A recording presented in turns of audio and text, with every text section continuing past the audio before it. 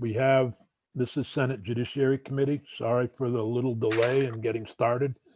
The Senate was in a all Senate caucus that was supposed to run until 10 o'clock. And so even though we're in the same place, sometimes it's hard to move from Zoom meeting to Zoom meeting. So I'm sorry for the delay to anybody who's out there watching and waiting for us. But this is our new life under Zoom. We have this morning, the first topic is e-file system.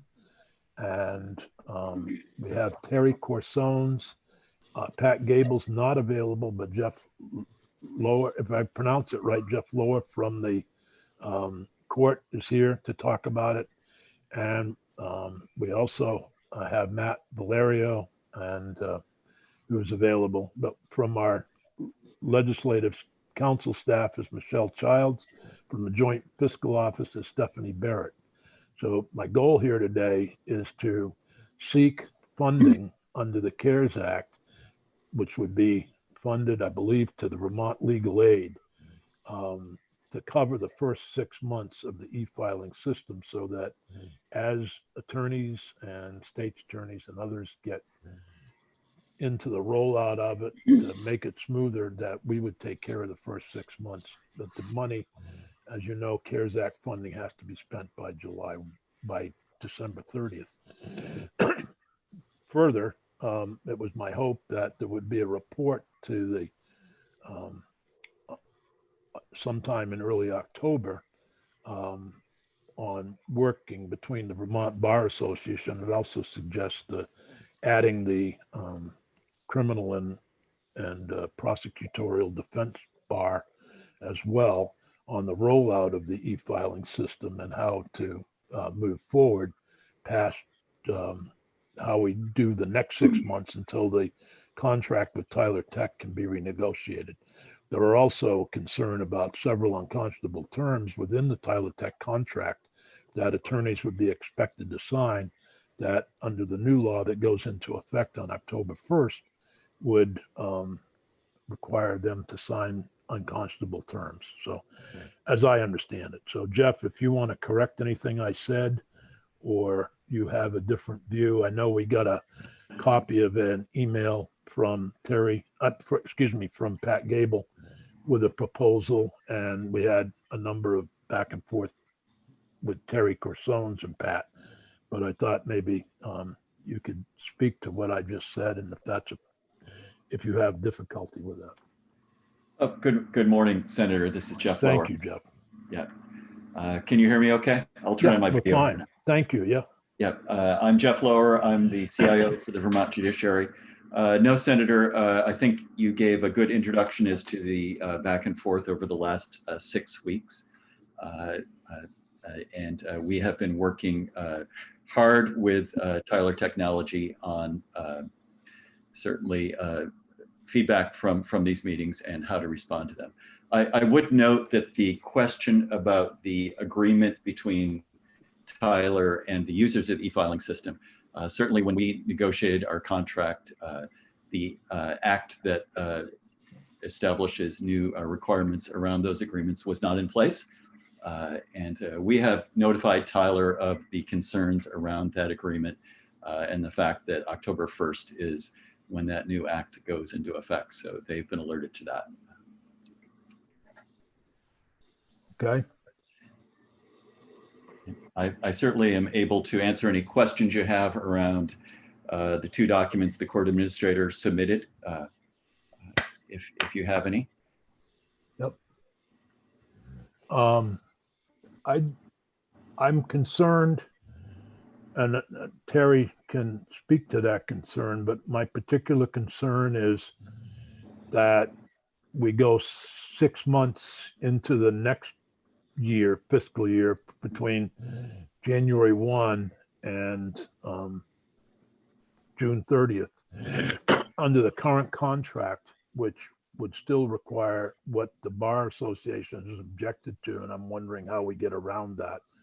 And also, there's been a series of concerns expressed by the Windham County State's Attorney about the rollout, even though they're not required to pay the fee. about the rollout of the e-file system and difficulties they're having. And I know Matt Valerio has spoken to that as well. But Terry, if you wanted to comment. Well, certainly, if I could address that first. Yeah, okay, Senator. please do. So we've been working hard with the state's attorneys throughout this process, including the state's attorney from Windham County.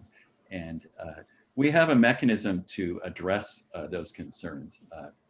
As you might expect, it's frustrating when those are brought to this committee before they're brought to us. So we saw that document yesterday as it was submitted, and we are responding to that through the project structure as we speak. Okay. I also met with Annie Noonan yesterday from the state's attorneys. We have a weekly meeting with that office here in Montpelier and discussed how we would address those concerns. We have a very dedicated team from the judiciary supporting this e-filing rollout, and they're anxious to make it work for all parties. But I want to make clear that we represent constituents, and our constituents come from a variety of backgrounds. And some of our constituents happen to be lawyers. Some of our constituents happen to be state's attorneys. Some of them happen to be defense attorneys. When they contact us with a concern, I think we have a responsibility to respond to that concern. And that's what we've been doing. And so while, we got the email from the state's attorney in Windsor County, not the state attorney from Windsor County, who sent Pat Gable a copy of it and a bunch of other people, including John Campbell. So it wasn't addressed to us. It was forwarded by the Windsor County state's attorney, who happens to be the son of a state senator from Windsor County, by the way. So that's how we got the email. Yep. Understood. Alice, did you want to comment on that? I just wanted to say that the state's attorney in Windsor County is my constituent, and that's how I got it, and I sent it to Senator Sears. No, understood. And our project manager, Scott Woodward, has been in contact over the last 3 weeks with Attorney Goodenough and has not had the opportunity to have a lot of dialogue. We've been attempting to. So we certainly want to address Attorney Goodenough's issues here. I also want to note with the state's attorneys, their central office, and Annie Noonan has been managing this, is very busy writing an interface between their case management system and Tyler Odyssey. So the fact that the state's attorneys today are e-filing through the e-filing system is a short-term issue. They were late in getting funding for their interface and expect by our next rollout, which will be to the large courts in Chittenden, Bennington, and Rutland and Addison counties, they will be ready with that interface. So as one who's very technically not savvy, just the opposite, I don't even know for sure what an interface is. Yeah, well, essentially. But you're talking in terms that I, quite frankly, I'm not familiar with. All I know is people are having problems accessing it. People are concerned about it. And the representative of the Bar Association, the representative of the state's attorneys, the representative of the defense bar have all had concerns. So yeah, let me rephrase the interface term, Senator. Please help me. Today, the state's attorneys are required to file a case like a private attorney would through an e-filing system interface. What we have been designing with them is essentially a one-button automatic filing that comes from their system. So the workload for the state's attorneys, once that's implemented, will be greatly reduced. I know an awful lot of attorneys who aren't adept at computers too, by the way. But guess they'll have to be. Right, Joe? Terry, would you like to comment? Thank you, Senator Benning. In terms of that aspect, I'm very encouraged to hear that there are lines of communication opening up. This came about, I'm on the Vermont Rules of Electronic Filing Committee, and we had a meeting last Friday, and on the agenda was how are the e-file rules working out now that we've had for 6 weeks the e-filing in Wyndham, Windsor, and Orange. So it only occurred to me like that morning preparing for the meeting, I should check with the state's attorneys and public defenders to see if they recommend any adjustments to the rules given their experience with the rules. So I'd sent them an email asking, and their response was, finally somebody is asking us how our experience is. There are lots of issues and lots of problems. So I had relayed that to the e-filing rules committee, and Jeff is a member of that. And that then prompted, I said, please, and as Jeff said, he thought there had been communication, but apparently not. So I had suggested that they list whatever the issues were, and they're numerous. So I'm very glad to hear that there is a line of communication, because if you have a pilot project, what's the benefit unless you can learn from the users what the issues are, especially before a big rollout. So I'm glad to hear that, because there was apparently a disconnect, an assumption that there was communication happening, but according to both State's Attorney Shriver and State's Attorney Goodenough, it was not. So I'm really glad to hear that. From the defense side, if Matt Valerio would like to comment, we're happy to hear from him. Well, I've seen what the state's attorneys have talked about, and people are starting to settle into the concept of the e-filing, and the e-filing in and of itself is not really the major issue for us. It's getting the technology together to be able to, in the long term, make use of it. The early stuff that we were dealing with filing fees being charged when they shouldn't have been and the like, I've not been hearing that any longer as a problem.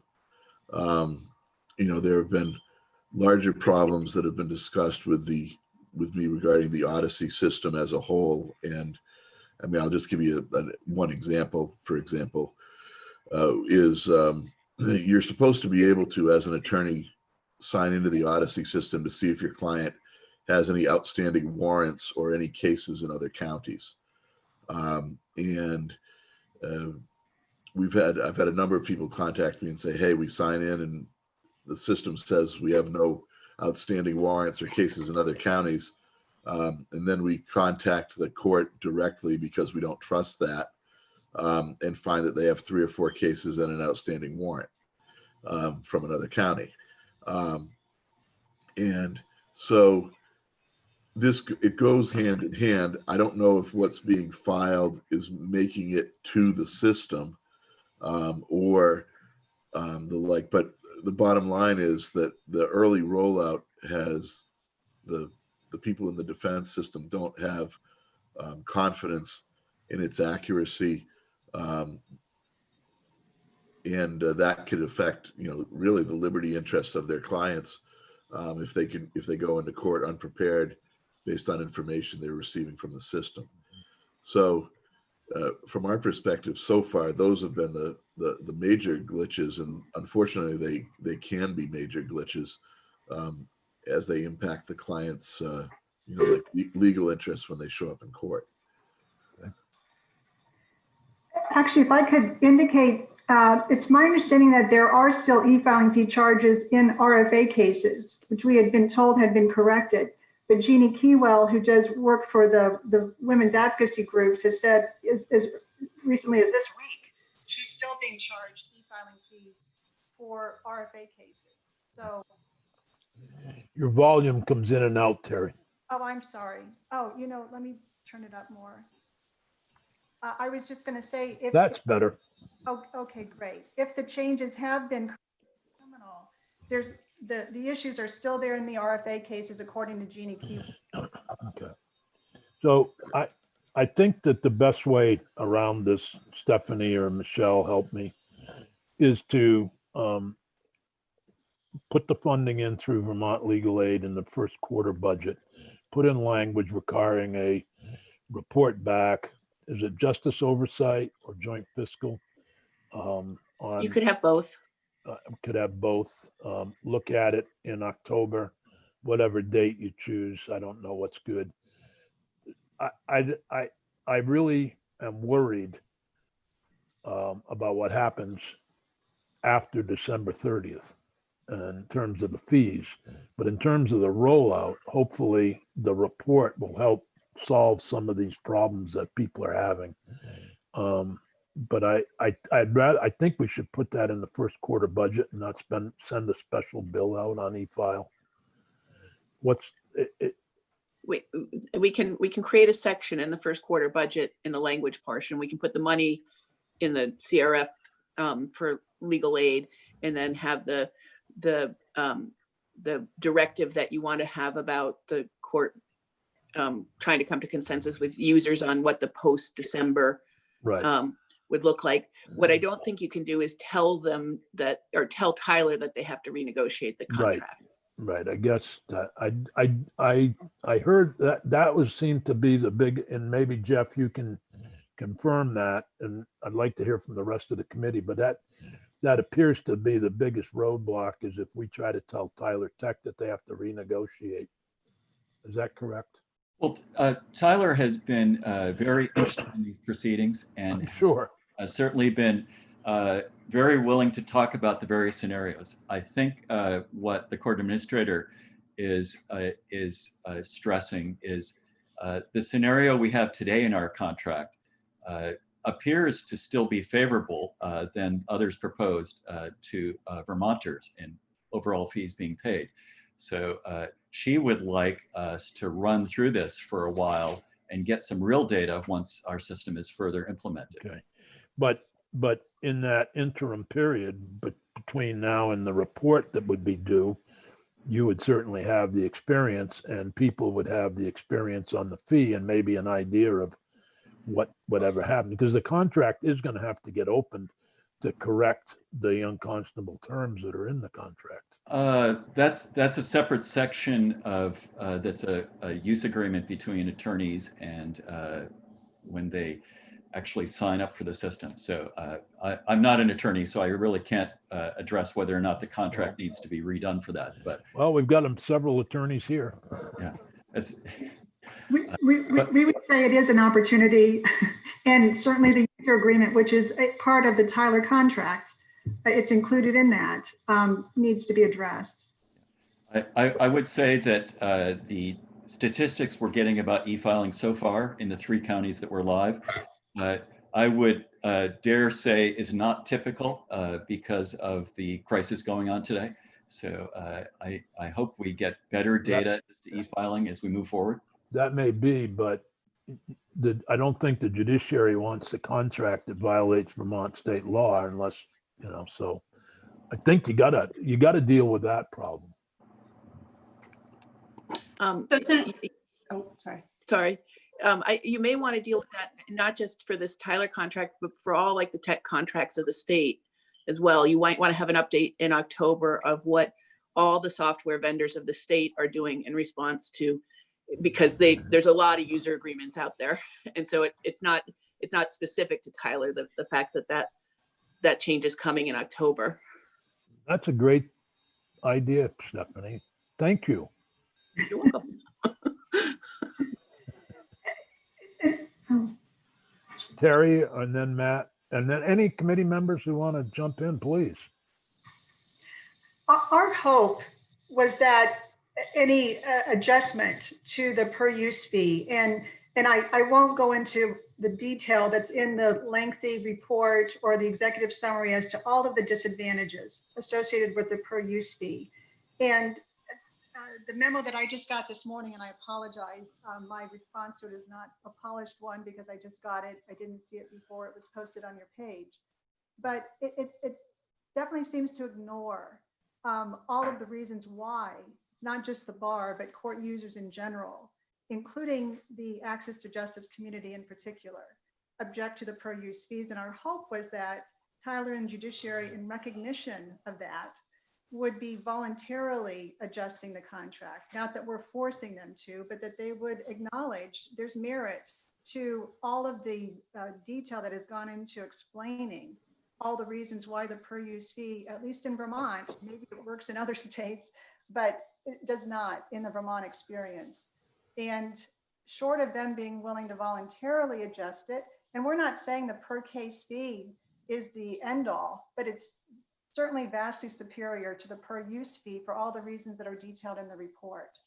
And if they're unwilling to voluntarily make that modification while it's being studied, if they feel they need this length of time to study it, then other options might, have to come into play. But to us, the logical one would be a voluntary recognition of the advantages of a per case fee for a per use fee, at least for this 6 months, because it would address all of the disadvantages that the per use fee. Well, not being an attorney, I think that, as I understand this, the court is saying we can't tell them what to do. They are a separate branch of government. They have entered into a contract, and we can't tell them to change that contract. That's what I gathered from the memos going back and forth. When it really comes down to is a separation of powers issue as far as the court is concerned. Those are the memos that I've received. Oh, That's how I'm Steve. reading the memos from the court. Yeah, I find that I've seen them and heard of them as well. And I find this interesting because when it comes right down to it, each of our branches of government has a right to check on the other. And it's very clear that, the legislature creates statutes that govern the procurement of contracts. The administration and the executive branch creates executive orders authorized by the legislature that sets procurement standards and the like. And the legislature is the sole entity that has the right to raise money, to tax, and to set fees. There are a couple things I find interesting about this. One is that of late, and I saw this with video arraignments as well, whenever another branch of government lately wants to tell the judiciary to do a particular thing, they always say, oh, separation of powers. No, you can't tell us what to do. Well, in fact, our system is designed to check activity, and there's specific statutes that are constitutionally based that specifically allow the legislature to check that activity. And there's no question whatsoever when it comes to the raising of fees and taxes and the like, that the legislature is the sole creator of those fees. Now, you can label it whatever you want, but fundamentally you are charging people in the general public for a government service. This pass through to me is not a legitimate way to do that.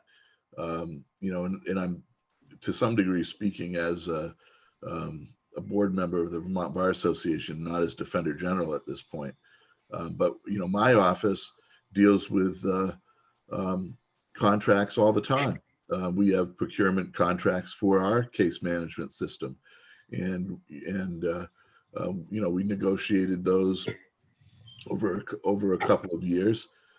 We followed the executive orders. We followed the statutes that are required we can't just say, and there is a specific provision in Vermont law under the powers and duties of the Defender General that says that no other branch no other agency of government shall supervise the operation of the Office of the Defender General. Well, I don't think that means that we can just do whatever we want. To me, this fee as it went forward was a way to kind of circumvent, in fact, the legislature's fee making and taxing authority. And I think as it began, the court saw with the initial report that was put out there or was asked for, that the legislature was going to do its normal due diligence. But there might have been issues about how to get this done in doing that, and so alternatives were had.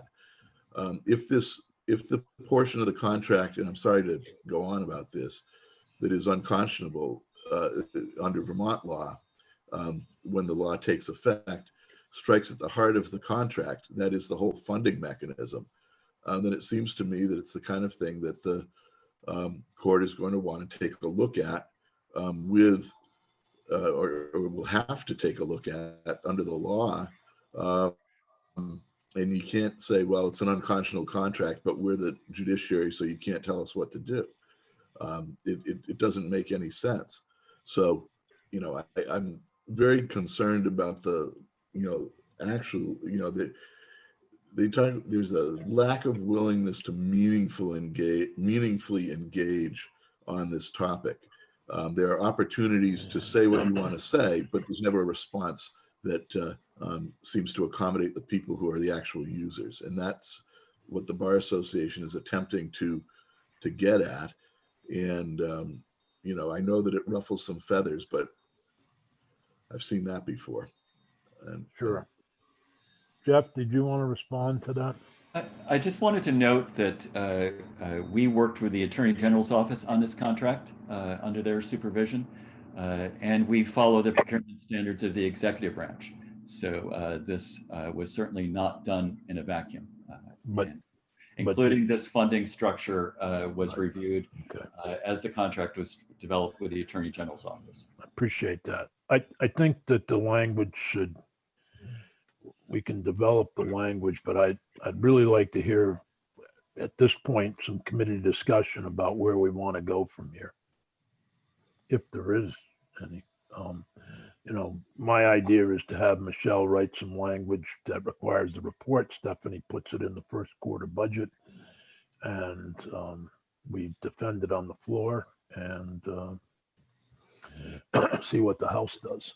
But it definitely needs to address the concerns that have been expressed by the Bar Association and others.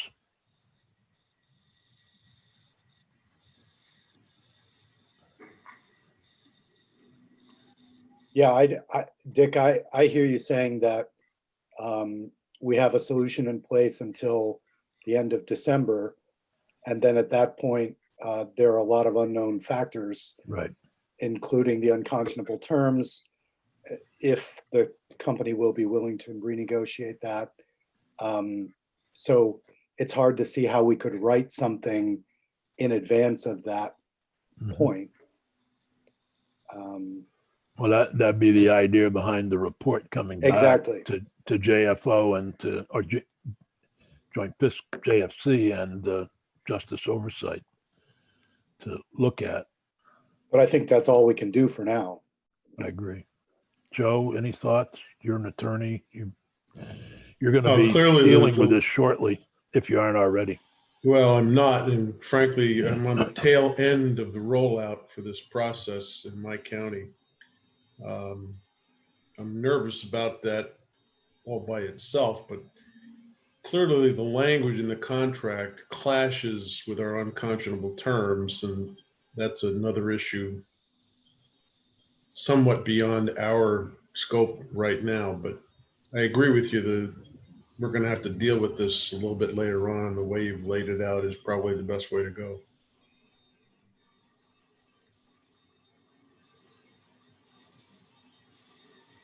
Any other comments from the committee, Alice? So I don't think there's much else you can do right now. I mean, it's kind of, I agree. I think the hard part is what's the date when it rolls out to the next 3 counties? Jeff, if you could tell us that. That would be September 1st. Well, September 1st is the case management system. October 15th is the e-filing. E-filing follows by 6 weeks. Where is that? What's the next counties? So Bennington, Rutland, Addison, and Chittenden. So it's Great. a big chunk of the state. It's important for us. Great. And a big chunk of the committee too. And a big chunk of the committee. What can I say? Michelle, have you got enough direction here? Not quite, but let me see what I can do here. So on the report back, obviously you want something to address what is Tyler going to be doing around the user agreement. And Yep. I just wanted to clarify is that there's the And contract. that would include any contract with a government agency that may, any other government agency beyond Tyler. It would be, you know, a contract with, I don't know, Pizzagalley, where there's unconscionable terms. Right. I think that I would say do that separately and keep all, Okay. because you're going to Yeah. do a report back from the judiciary around a few things. And one is going to be, how does Tyler plan to address the user agreement? Now, so remember, there's the contract between the judiciary and Tyler, and that's separate from Yeah. the user agreement. That's a contract between the system users and Tyler but I would say that they're inextricably linked because the judiciary is putting users in the position of having to agree to an unconscionable contract. Right. So that law was passed in June of 2019. So it's been around for a year. You know, you kicked out a long kind of debate. So people should be getting up to speed on that. And so it shouldn't be an issue of having a company or getting the information back to you about what is their plan to revise that. Just wanted to note is that that sets forth the terms of venue and how do you have to arbitrate, to go through arbitration and stuff. But if there was an agreement, Tyler could just, it's only an issue if they try to enforce those terms. But I think from a policy perspective, you obviously don't want the state forcing Vermonters into a situation where they have no choice but to be part of an unconscionable contract. And so I think you want to hear back from the court before October 1st or by October 1st about what are they doing around the user agreement? And then what are the other things you want to hear back from? I want to hear how they're considering the fees going between December 30th, January 1st and June 30th, what they're considering in terms of fee adjustments. Okay. Because by then they'll have the data. I assume they'll have some data, some idea. Okay. Because the proposal that Pat had sent around to everybody yesterday, and that Terry had commented on, that Pat's proposal there was that it was just a kind of a gathering of data and reporting to you July 1st of next year. I'm going so that's by way Matt. too, right. That's way too late. Way and too I'm going late. by Okay. Matt's comments about the separation of powers. Sure. I understand the judiciary's position here. I think I fully understand it, but I also understand that what would prevent the governor from saying, I want to privatize the Department of Motor Vehicles, therefore you will pay your fees to Joe Schmo down in Birmingham, Alabama for your licenses and registrations and all that. They'll take care of everything, take the government out of it. Right. No, I totally get that. I was just wondering about with the data that in Pat's proposal, will they be able to report on those things by October 1st? And I'm just asking because I don't know. I don't know the answer to that. Well, we will only be still implemented by October 1st in Windham, Orange, and Windsor counties. And as I mentioned earlier, e-filing during this COVID crisis has been very odd. So I don't think it gives us a good picture as to usage. well, would you rather That's November where that 1st? state came from. We can do October 1st or November 1st.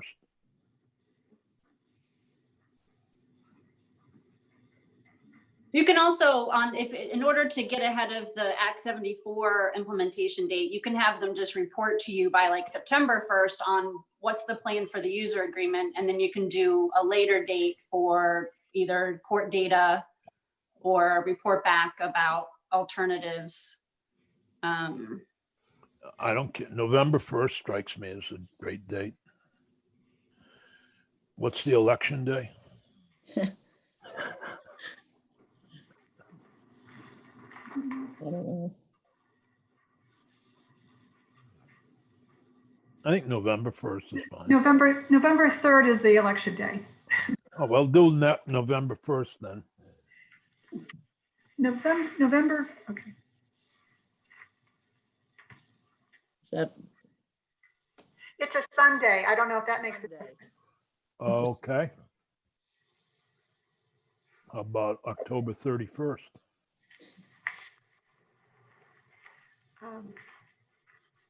I think you'd have to go to the 30th if you don't want the weekend.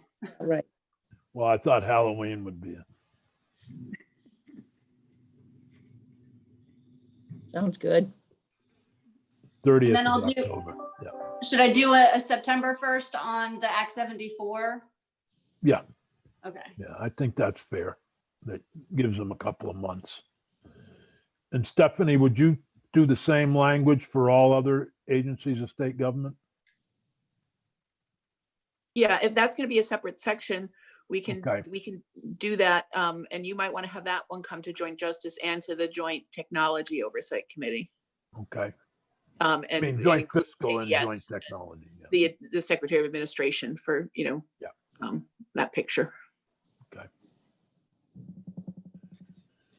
Wonderful. And Stephanie, when I write the language for this one specifically, I'll send to you and we can just, use that as a template and you can incorporate the other stuff. So, Yes. okay.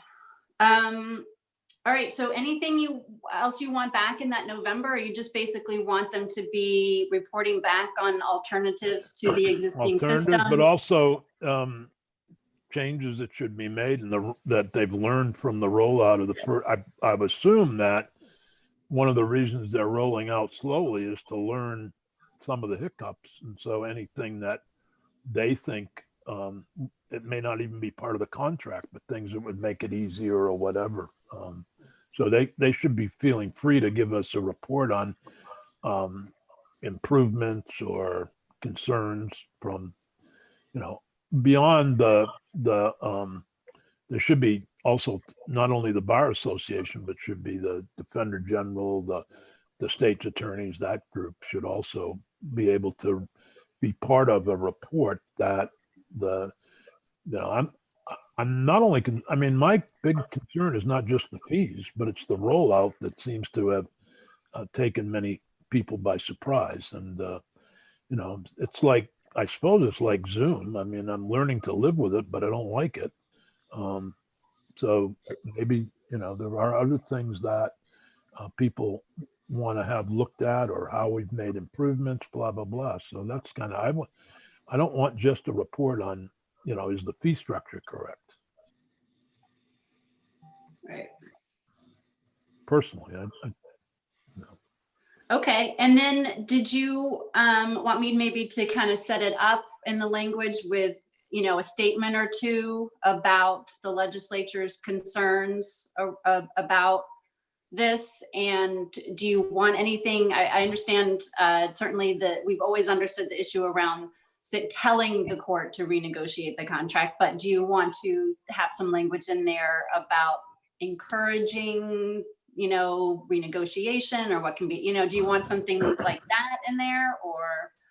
I don't know what the rest of the committee thinks. I think maybe encouraging communication between the contractor and the judiciary rather than renegotiating. I think renegotiating is where the court has the biggest concern. If the rest of the committee would rather have renegotiate, that's fine with me.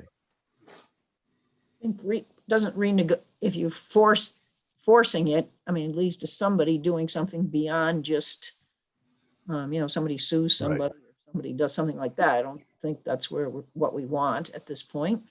No. But so encourage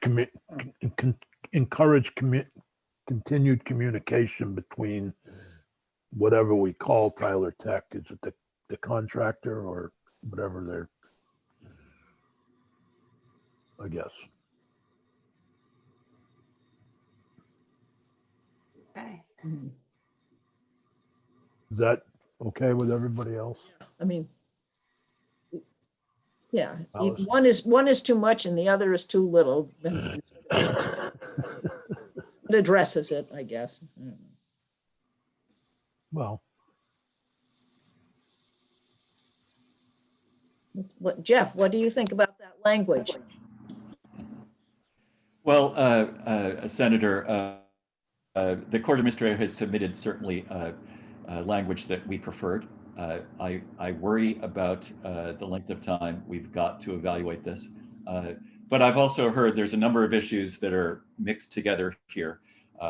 We started off with talking about e-filing use fees, and now we're talking about other issues. I would say that we are in constant communication with the vendor, and they are certainly interested in making this work for Vermont. So I'm encouraged by that. I also would note that, in addition to, I noted earlier, we worked with the Attorney General on this contract. We've been in constant work with the JFO on this project as well, and they were certainly exposed to both the contract and these fees. So this has not at all been done in a vacuum. And by all means, this rollout, while extensive, is going well. And we've got a very dedicated team who is really anxious to work with people to make this work and making improvements every day. So I'm proud of the work they've done and proud of where we are with this project, and looking forward to continued success with it. So I appreciate the opportunity to be able to weigh in. any other comments from anybody that's in this meeting? Terry? I appreciate hearing, wanting to have involvement. We hear differently. And so I'm so glad you're involving court users in the report so that you'll get that perspective as well, Senator. Thank you. Good. Okay. Any other comments? Thank you all very much. Thank you. We'll get, thank you, Jeff. And we'll get back together at promptly at 10:30 to take up the S219 with its amendments, which have just been posted on our committee website for anybody who's wants to look at it. It is, I urge everybody who looks at it, it is a draft. It has the words draft over it. So it is not a final product. Right, so it's on our website. Okay. It is on our committee website right this minute, or should be. Okay, good. Bryn did tremendous work on it, and Peggy has done yeoman's work getting it posted and getting it ready. Okay, Well, thank you. thank you. Thanks, Thank you. Michelle, Stephanie, and Jeff, Terry, and Matt for your input on this. Thank you. We'll see you all in a few minutes. Okay.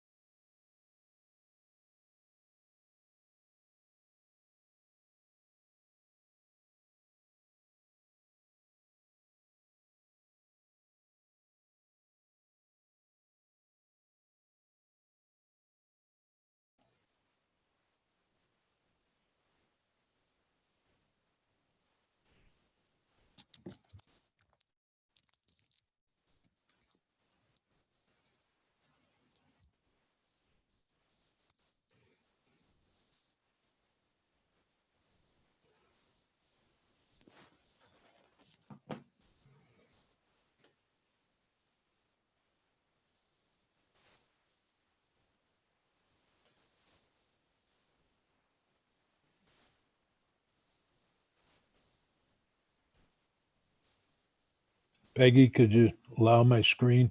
Yep. I'll do that right now.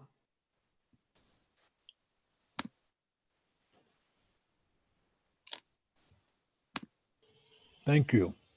You're welcome.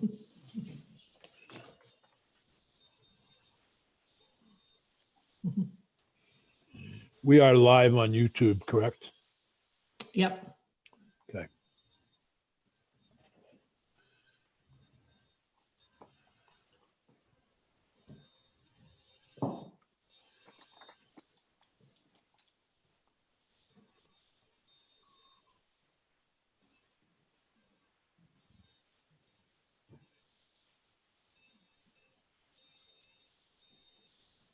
Let me double check and make sure that.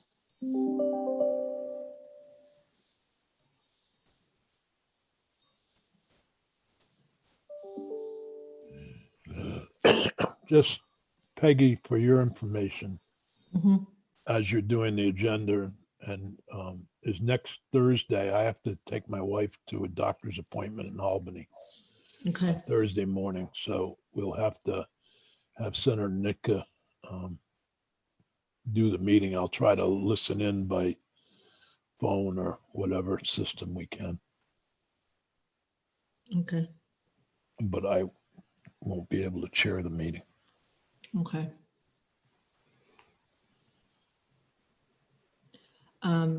Okay.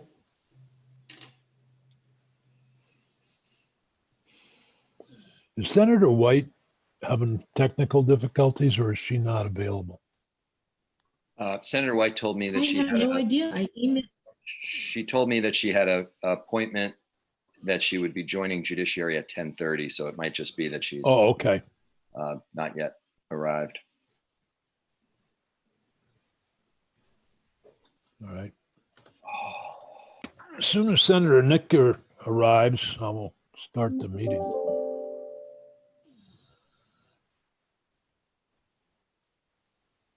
She's probably fighting off those raccoons. Senator Nika, welcome back. You may not have heard me. Next Thursday, I will have to be taking my wife to Albany again for a doctor's appointment, and it's at 10:15. So I will try to join the committee by phone. You know, they have internet in Albany that I can use, but you'll have to chair the meeting, and I may miss part of it as I'm driving over there. So with that, Peggy has posted a draft of the bill on our committee website that Bryn has done yeoman's work on getting done. And it's quite extensive. However, it doesn't take in every issue that everybody would like us to address. One of those issues is policies, and Senator White's committee, Government Operation, will be looking at de-escalation, cross-cultural, and other policy issues because it's more appropriate there. But we're looking at a number of things, and Senator Ash has agreed to join us to kind of lead us off in this discussion, and then probably off onto other important tasks. But thank you for joining us, Senator Ash, and take it away. Thanks, Dick. I'll be brief so the committee can look at the language. I'll just be honest. The reason I sent the memo to the full Senate was largely to say that we can and should act now on some elements of not only our ongoing collective work on criminal justice reform issues, but also additional considerations around reforming the way we handle law enforcement in the state. The sort of suite of issues that I presented in that note to the full Senate were a reflection of work that's in progress in the Senate and in the House, issues that have been hotly discussed in one chamber or the other, and that senators came to me saying they hoped it would be included for consideration.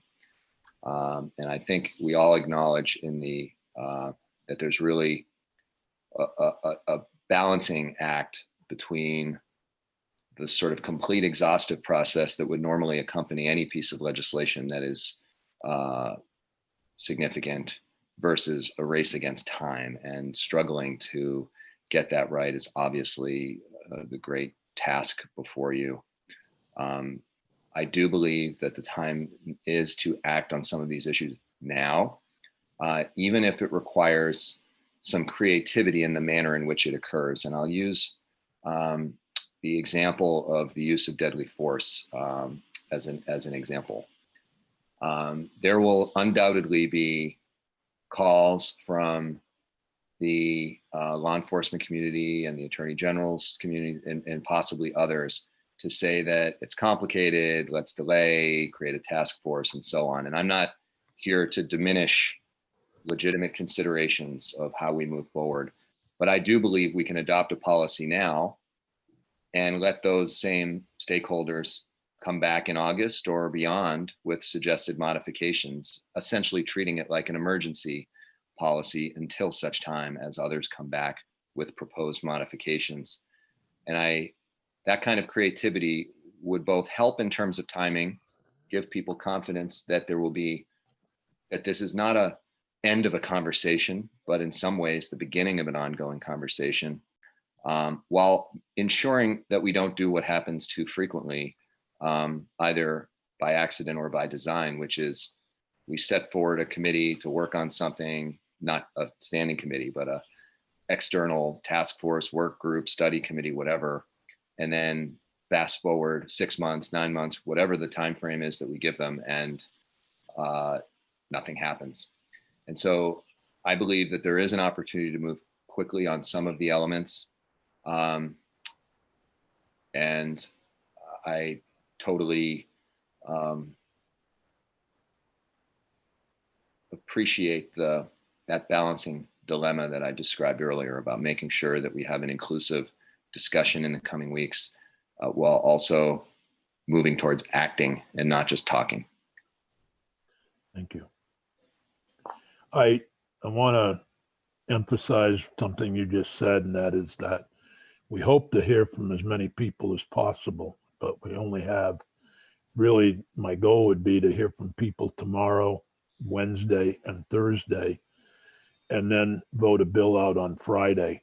I know that's a tight timeline for the committee, but I think it's absolutely necessary to hear from as many people as possible. But we are limited in the amount of time to get this bill so that the House can at least look at it in a timely manner. These are not, many of these issues are issues that are not new. They've been going on for years, and we've talked about them many times. So this is not new, but it is the first time that I can remember the Judiciary Committee looking at some of these issues. But I do caution that Zoom is going to make it more difficult to be as inclusive as possible. So people should contact Peggy Delaney at leg.state.vt.us if they have want to appear, want to have their voices heard, but they can also send the committee a letter, an email, whatever, in order to express their views. But again, we do want to be as inclusive as possible, but we have a tight time frame. And I'd if I might add one last piece before I sign off, Senator Sears, the temptation by the various interests is usually to come in and try to buy more time. Understandably, it's their job to get the position as close to their own preferred one as possible. And by that, I mean every stakeholder group who might be interested in a bill. And the August session, per our discussion this morning with the full Senate, it's not clear how long that will last. And a lot of that will depend on how much information we have going into mid-August, how closely aligned the administration, the Senate, and the House are in terms of the full year budget. So some might say, oh, well, we'll come, postpone everything until August and maybe you can work on it then and it'll give people more of a chance. We shouldn't, no one can count on that August, early September session being a place where we'll have the freedom to be working on substantial policies then any more than now, which is one of the reasons why I think trying to act now is really critical. Because otherwise it could very easily be that we find ourselves in late August, everyone's in such a jag to get out that we kick the can to January. And I feel like that would be a real abdication. Right. So I'll leave it there and sign off and thank you. And by the way, next Tuesday is our day to try to finalize our response to the House's version of Justice Reinvestment 2. Great. Yeah, I think that bill that you guys have worked on is so important and touches on so many other aspects of what we do. And I also want to say that it probably won't appear in a piece of legislation, but part of the national discussion under the heading defund police, which means different things depending on who says it, but I do want to emphasize that our investments in mental health in recent years, while not sufficient to dig out of a hole that really developed over a long period of time, is a piece of reducing the need for law enforcement to be essentially mental health workers on so many calls. So that's going to be a continued part of our collective work and the work of the next legislature, is making sure that our response in mental health crisis situations is aligning mental health professionals as frequently as possible with the mental health crisis that's presented. And I do not envy a law enforcement officer who has to play so many roles in the modern era when they receive a 911 call. And I think that our work on mental health really is a key complement to all the work that you guys have been doing in the Judiciary Committee. Thank you. It's hard to understand. It's hard to focus on what was in the budget before the pandemic hit and in terms of the governor's budget. But one of the things that I was most happy about in his budget address was the addition of social workers in barracks in the Department of Public Safety. And I think that is a step in the right direction. We probably should do more, but like so many other things, I have no idea what's happened to that initiative. Yeah, we'll have to follow up on that. Now that we've lost $400 million in state revenue.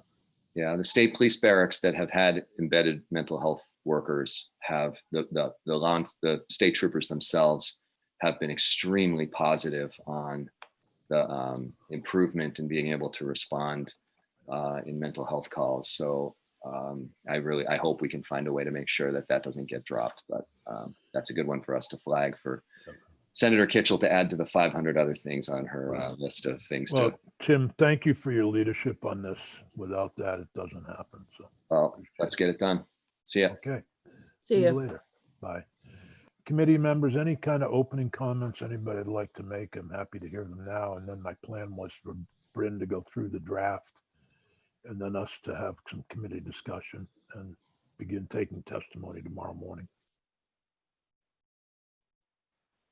But if there's any opening comments from anybody on the committee, happy to hear them. Welcome back, Senator White. You missed us. We missed you. I didn't mean you missed us. We missed you. I'm sorry. Came out wrong. Bryn and Peggy, if you could put up the draft on our screens, because some of the members don't have two devices in front of them. So if Bryn could walk through the draft, starting with the page 1. Bryn, do you want me to make you the host so you can share it, or and go through it, or do you want me to do it. Why don't you do it, Peggy? Yep, fine. So that'll probably be faster. Okay.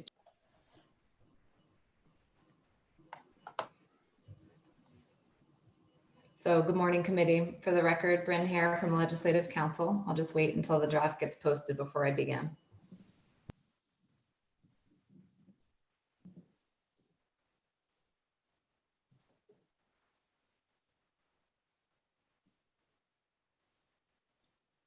Can you guys see it now? Yes. Yes, thank you. Okay. But is it also on our webpage? Yes, It it is. is if people have Okay. some senator, I don't think all senators have the enough devices to read both on the webpage or the, I'm reading it on my phone, but so it's great to have it on the screen.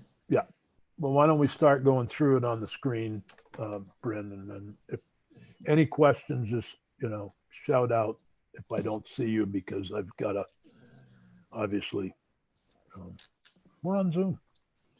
Go ahead, Bryn, please. Okay. So good morning, committee. This is draft 1.2 of S219.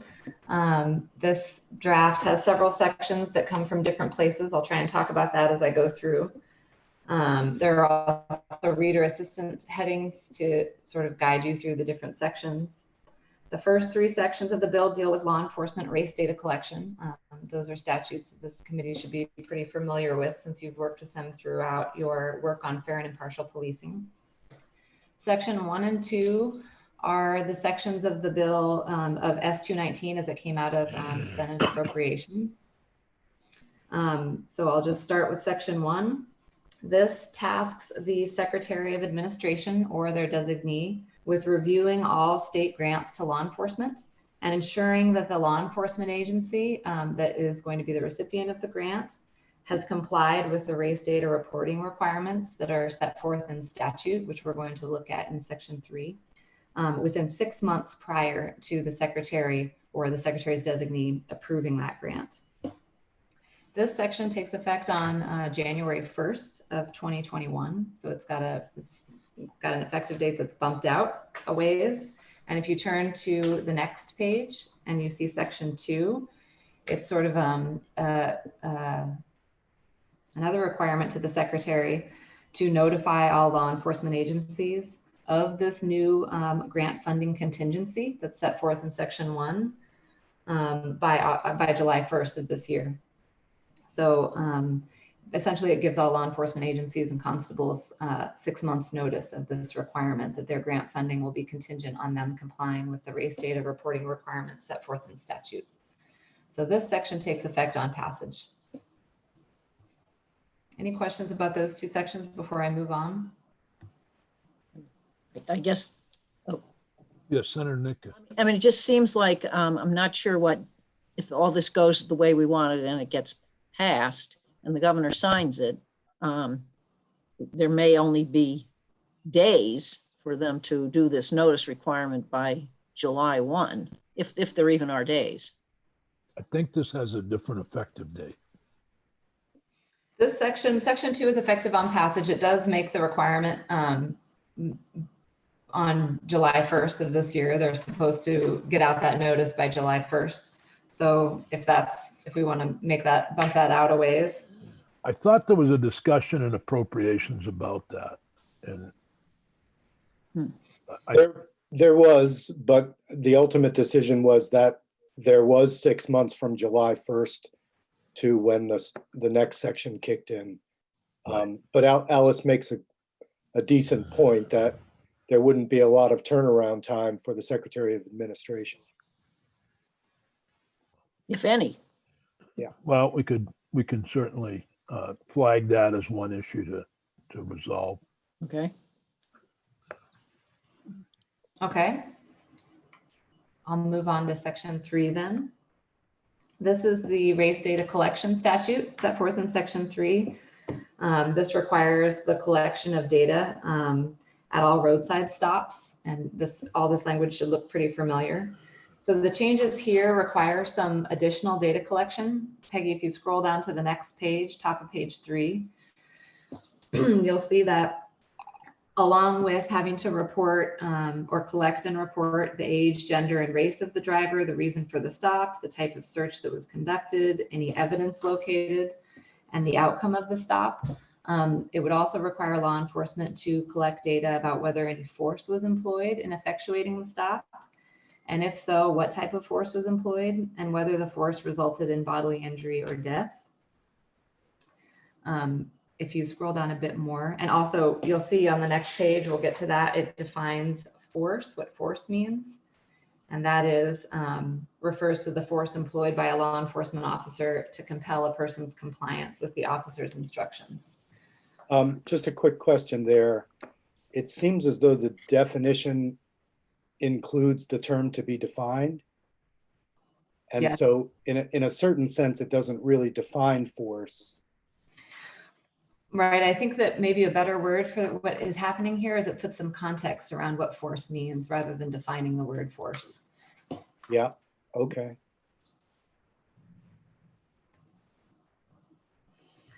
So staying on this page, you'll see that it also adds the executive director of racial equity to some of these requirements for law enforcement.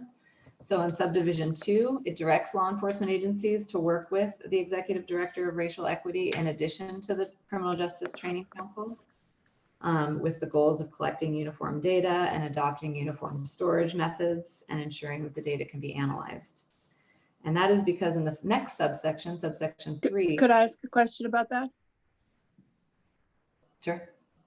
Does this assume that there will be a single vendor chosen that all law enforcement agencies will have to use?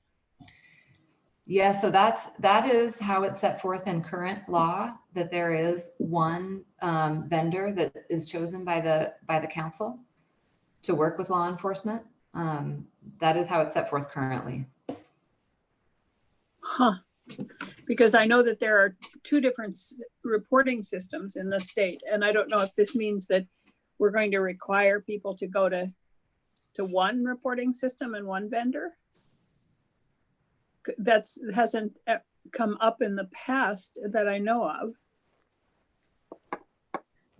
It does. So the language of the statute says that it's the Criminal Justice Training Council's job to select a vendor to work with law enforcement. So I don't think it necessarily restricts it to one vendor. It may be that the council would select one vendor for certain law enforcement agencies and another for others. I don't think that the statute necessarily restricts that. So I guess we've said this in the past, I guess this isn't new, but we're saying that the training council is the one that should choose the vendor for the particular agencies. I know that right now the agencies choose their own vendor, and there are 2 of them. The training council doesn't choose a vendor for them.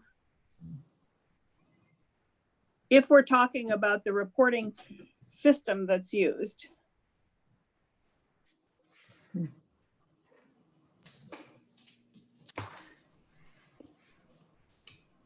Because right now, for example, they use Stillman and Valcor, and the state police have always been using Stillman, but my understanding is that they're considering moving to Valcor. Most of the sheriffs use Valcor. So but I don't think the training council is the one that told the state police who they should choose. So I'm wondering, this is really the agency that receives the data. Are those organizations the vendors that receive the data in order to analyze it? You mean like VCIC? Well, my understanding is that the Well, vendors. this is current law, right? I know, I'm just confused by it because Well, I'm it's current confused law. by what it means. Well, you wrote it. I didn't. No. Well, I don't know where it came from.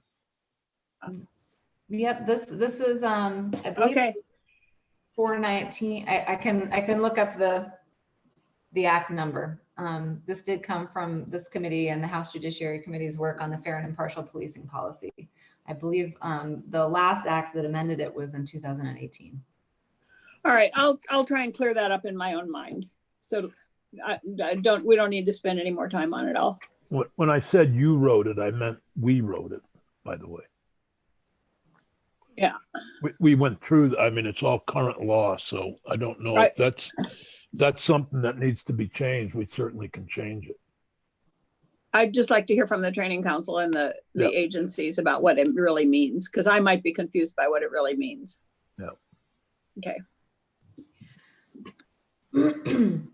So in subsection 3, it talks about this vendor, again, the vendor that is tasked by the council with receiving the data in order to analyze it and make it public. And the way the language is currently written, it provides that that vendor chosen by the council receives the data unless that vendor is unable to continue receiving the data. Again, this is existing law. You can see it on lines 16 and 17.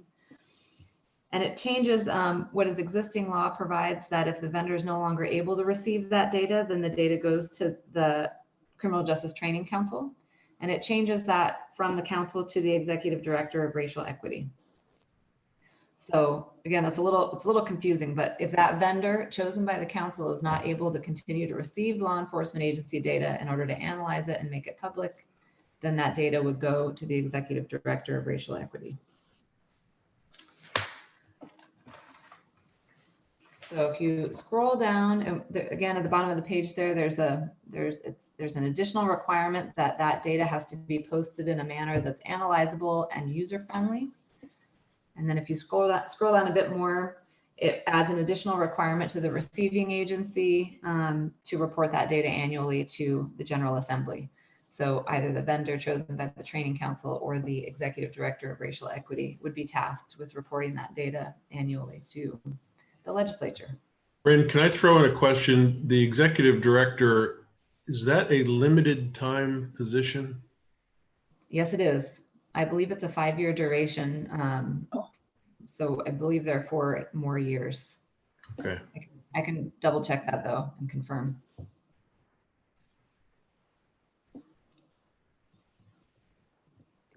So moving on, there in subdivision 5, there lines 3 to 5 is that context around what force means with respect to gathering data about use of force.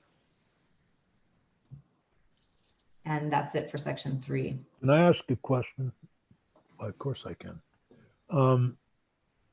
The question is on use of force and that definition. If an officer uses, let's say it's a situation and the officer uses force that does not involve restraint, physical restraint, but I don't know, taser, other forms to restrain, is that included in that use of force? So, or is it just physical restraint? That's what because force can take many avenues. The idea here was physical force. So I think that we do have a word missing in that subdivision 5 to make it clear that force would refer to any physical use of force that would be used to compel a person to do something.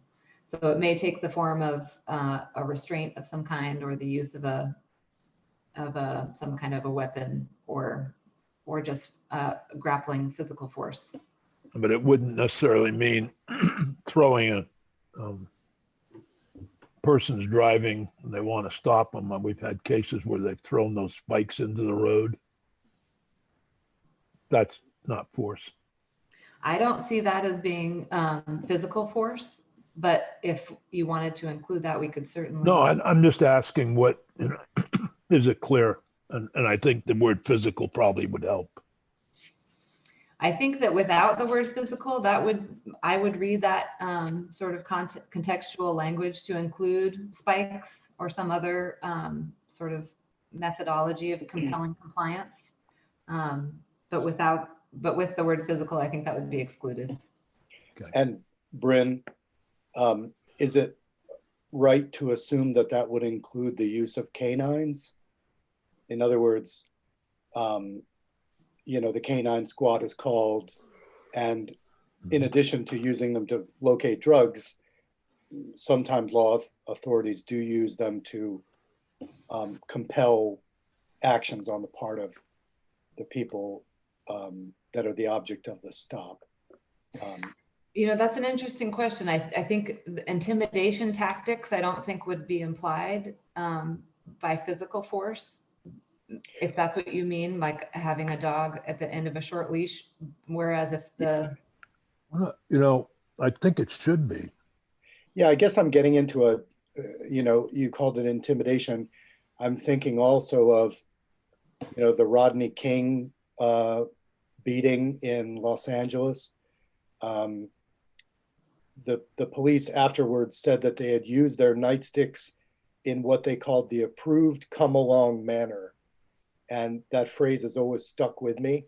So the idea that you can use a baton in a come along manner to compel somebody to move it in the direction you want. Could be a baton, could be a dog. But it seems to me whether they make contact with you or not isn't the issue. It's, are they using something that leaves you no choice but to do something? You know, you bring my image of, and this is way back to the 60s, but Bull Connor was the chief of police in, I think it was Birmingham, Alabama, who sicked a dog on a protester. And that picture was so embedded in people's minds that it went, around the country in newspapers. Obviously, we didn't have other forms and on television, but that picture still is in my mind from the 1960s when that was done. And that certainly the dog was, in that case, trying to compel the protesters to stop.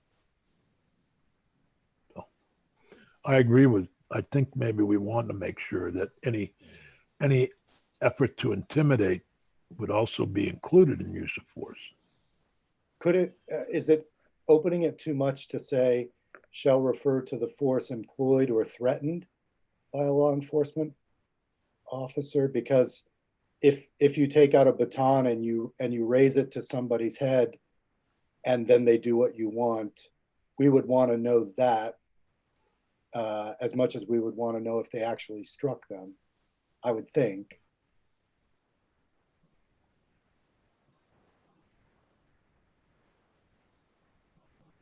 So during a normal stop, an officer doesn't threaten you with physical force, but there's a level of escalation where they do, where they say, get out of the car, or I'll drag you out of the car, or something like that. So there's an area that I'm looking to have included. Maybe intimidation tactics, maybe threatened use of force, or maybe we detail the things we're talking about, batons, dogs, etc. Let's flag that for future discussion, but I think it's a point that, so at this point, we're trying to get information about the use of force. And I think all of us would like that information about what type of force is being, or what type of tactics are being used to get the person to comply with the officer's instructions.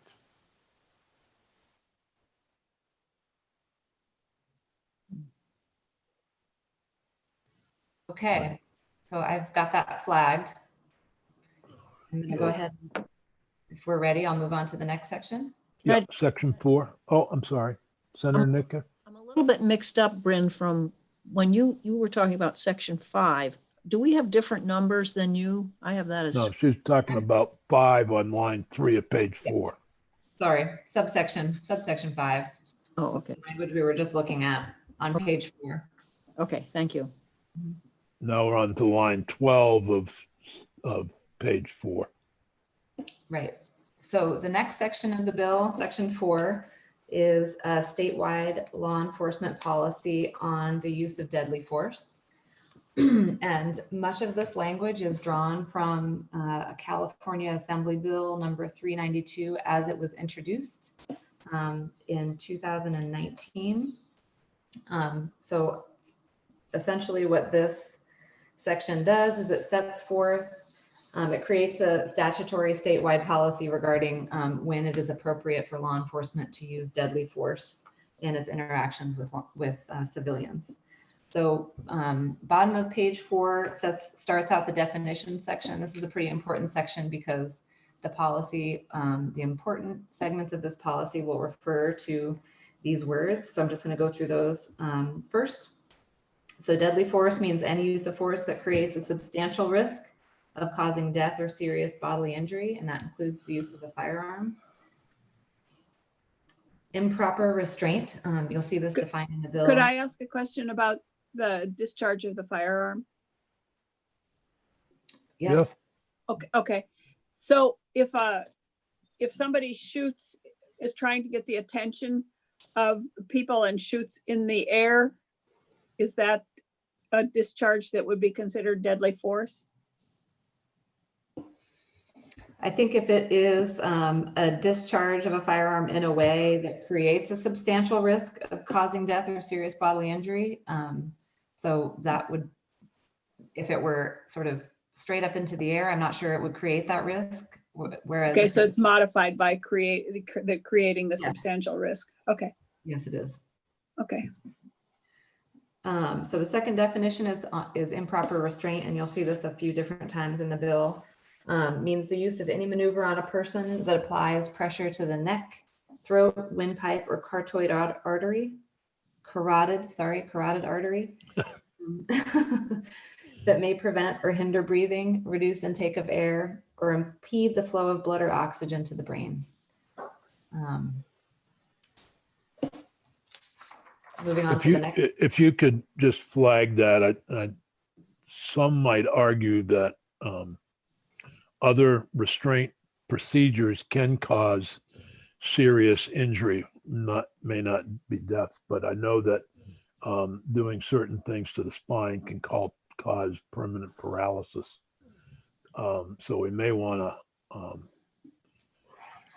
I get, it's been so long since I had my restraint training. I probably ought to get an update just so I know an idea about how it's done properly. But there is a concern about any form of restraint that it not also result in permanent bodily injury, like paralysis or something of that nature. But this is good. But I want to flag that too, for perhaps there'll be discussion further about that. Okay. I know that we also have you may want to look at the suit that was filed by the Vermont Protection and Advocacy, and I believe the Defender General's Office regarding Woodside restraints. And Judge Crawford has several rulings regarding restraint in that.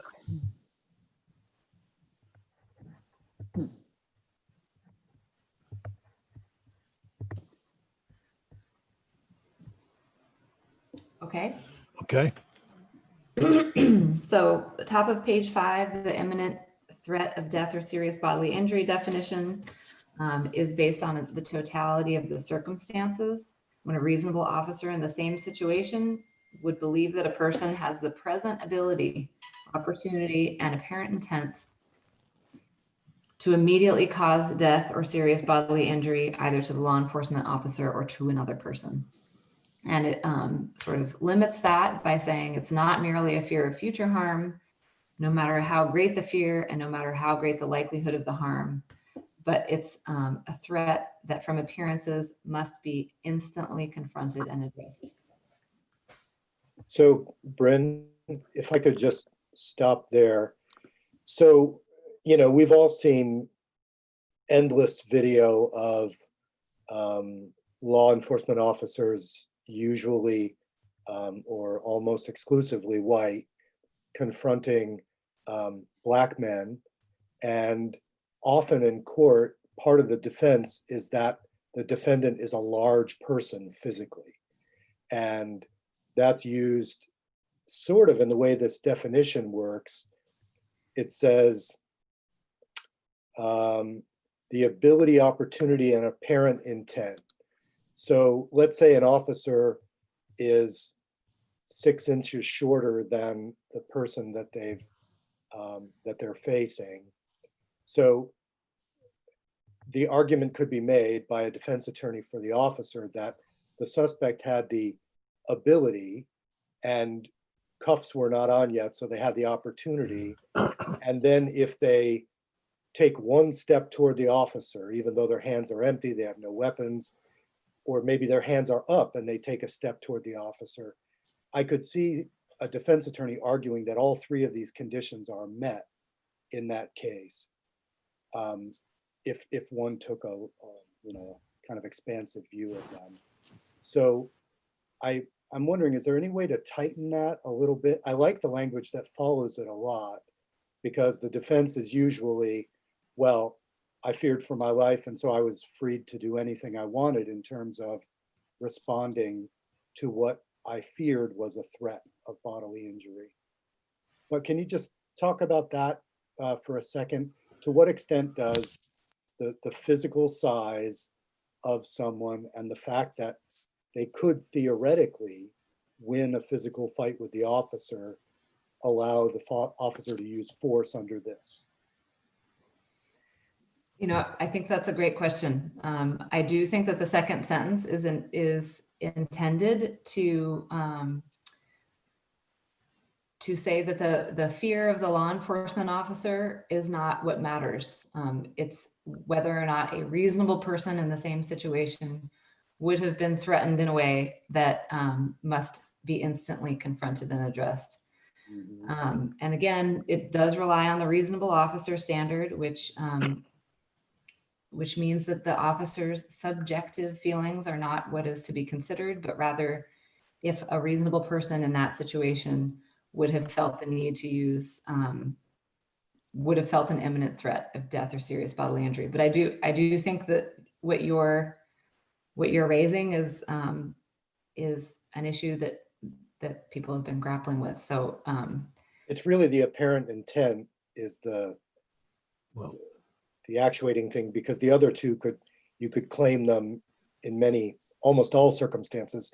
In fact, the Rodney King incident, which I referenced before, the officer's defense was that even though it was all captured on video, and even though he was restrained, and even though he had been beaten many, many times, at certain points he moved aggressively, even so, but they were off camera.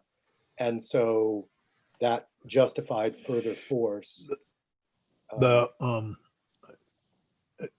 This is actual California law or the law that was proposed? No, this is the law as it was introduced. I think that actually this definition remained the same, but I would need to double check that. Could you, and there may be some experience there, but I'm also thinking that if an officer, for example, Phil used the description of a large person, but what about if the person has a firearm and they're firing at the officer? That would be the totality, correct? I mean, I'm thinking of the Arlington situation where officers were confronted with a person shooting at them. Yeah, so totality of the circumstances is defined a little bit further down. Arlington, Vermont, for those that may be listening. So it Go means ahead. all facts known to the law enforcement officer at the time. And that includes the conduct of the officer and the subject leading up to the use of deadly force. So I think that's an important thing to note, is that it includes the officer's conduct leading up to that use of force, as well as If you could check the California law, and maybe they did change that definition when they Yes. passed it, but yeah, that would help. sure. So we've gone through the totality of the circumstances definition. Law enforcement officer has a pretty broad, this is how we typically define law enforcement officer when we're looking to go broad. So I'll move on to the statewide.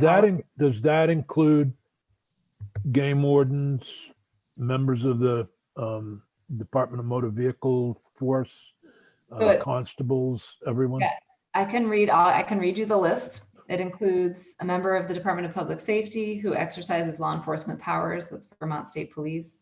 A member of the Vermont State Police, a Capitol Police Officer, a municipal police officer, constable who exercises law enforcement powers, a motor vehicle inspector, an employee of the Department of Liquor and Lottery who exercises law enforcement powers, an investigator employed by the Secretary of State, a Board of Medical Practice investigator employed by the Department of Health, an investigator employed by the Attorney General or State's Attorney, a fish and game warden, a sheriff, a deputy sheriff who exercises law enforcement power, a railroad police officer, or a police officer appointed to the University of Vermont's Department of Police Services.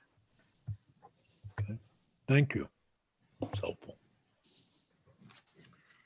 Okay, so the section B is the statewide policy. This sets forth sort of some broad statements about what the statewide policy is on the use of deadly force. I'm not sure if you want me to, I can go through it sort of. No, we can read it. I think we should change color of law. And my thinking there is it's a kind of painfully ironic phrase given what we're trying to deal with. So I think it should be under the auspices of the law. Yeah, we could also use under authority of law, which is what we use elsewhere. Yeah. This is how valuable it is to have an English professor on the committee. Okay. I got professor of English. Is that the proper title, Bill? Yeah, I respond to anything at meal times. Thanks. Good pickup. 919. Yes, so this provides that law enforcement officers may use deadly force only when it's necessary in defense of human life. And in determining whether that deadly force is necessary, it directs officers to evaluate each situation in light of the particular circumstances of the case, and shall use other available resources and techniques if reasonably necessary, or if reasonably safe and feasible to the objectively reasonable officer. And we will get more into that. There's some more language about when it's appropriate to use deadly force in subsection C, which is a little further down. So subdivision 3 says that law enforcement has to evaluate carefully and thoroughly every time they use force in a manner that reflects the gravity of their authority and the serious consequences of the use of force by law enforcement in order to ensure that their use of force is consistent with law and agency policy. There's some grammatical trouble there. You know, in New York and Bryn. Yes. It now says in order to ensure that officers use force consistent with, that officers use force consistent with law and agency policies. Got it.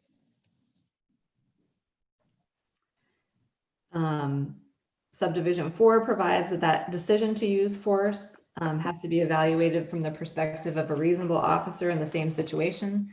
Again, saying that it's not about the subjective experience of the officer. Based on the totality of the circumstances, again, all the facts known to the officer at the time, rather than with the benefit of hindsight. And that totality of circumstances accounts for occasions when officers may be forced to make quick judgments about using force. So unless there are questions there, I'll move on to the actual use of force. Could I just ask a question here? So in every other instance, we've talked about deadly force or excessive force, but starting with the section that says the decision of a law enforcement officer to use force, have we changed the standard here? Because in everything else, we use either deadly or excessive, and here we just, from there on out, we just use force, use of force. So under B, the statewide policy, it talks sort of generally about use of force. If you look back on page 5, the authority to use physical force is a serious responsibility that shall be exercised judiciously. Mhm. In subdivision 2, then we talk about when it's appropriate to use deadly force, only when necessary Okay. to human life. And then 3 and 4 on page 6, again, go back to just the use of force. I see this section as sort of doing some broad brush policy about when it's appropriate for law enforcement to use force generally. And in the Okay. next section, we get into use of deadly force. Okay, thank you. So subsection C, now I'm on page 6, line 14. So this sets out the sort of specific parameters about use of deadly force. 1 says any law enforcement officer who has reasonable cause to believe that a person to be arrested has committed a crime may use objectively reasonable force to effect the arrest, prevent escape, or overcome resistance. Again, that's sort of a general statement about when the use of force is appropriate. And then 2 says that a law enforcement officer is justified in using deadly force only upon, a law enforcement officer is justified in using deadly force upon another person only when the officer reasonably believes, based upon the totality of the circumstances, that such force is necessary to for one of the following. And now I'm on the top of page 7. Brandon, can I stop you again? Go back to line, let's see, just got skipped. So if you scroll up, Peggy. Scroll up a little bit, Peggy.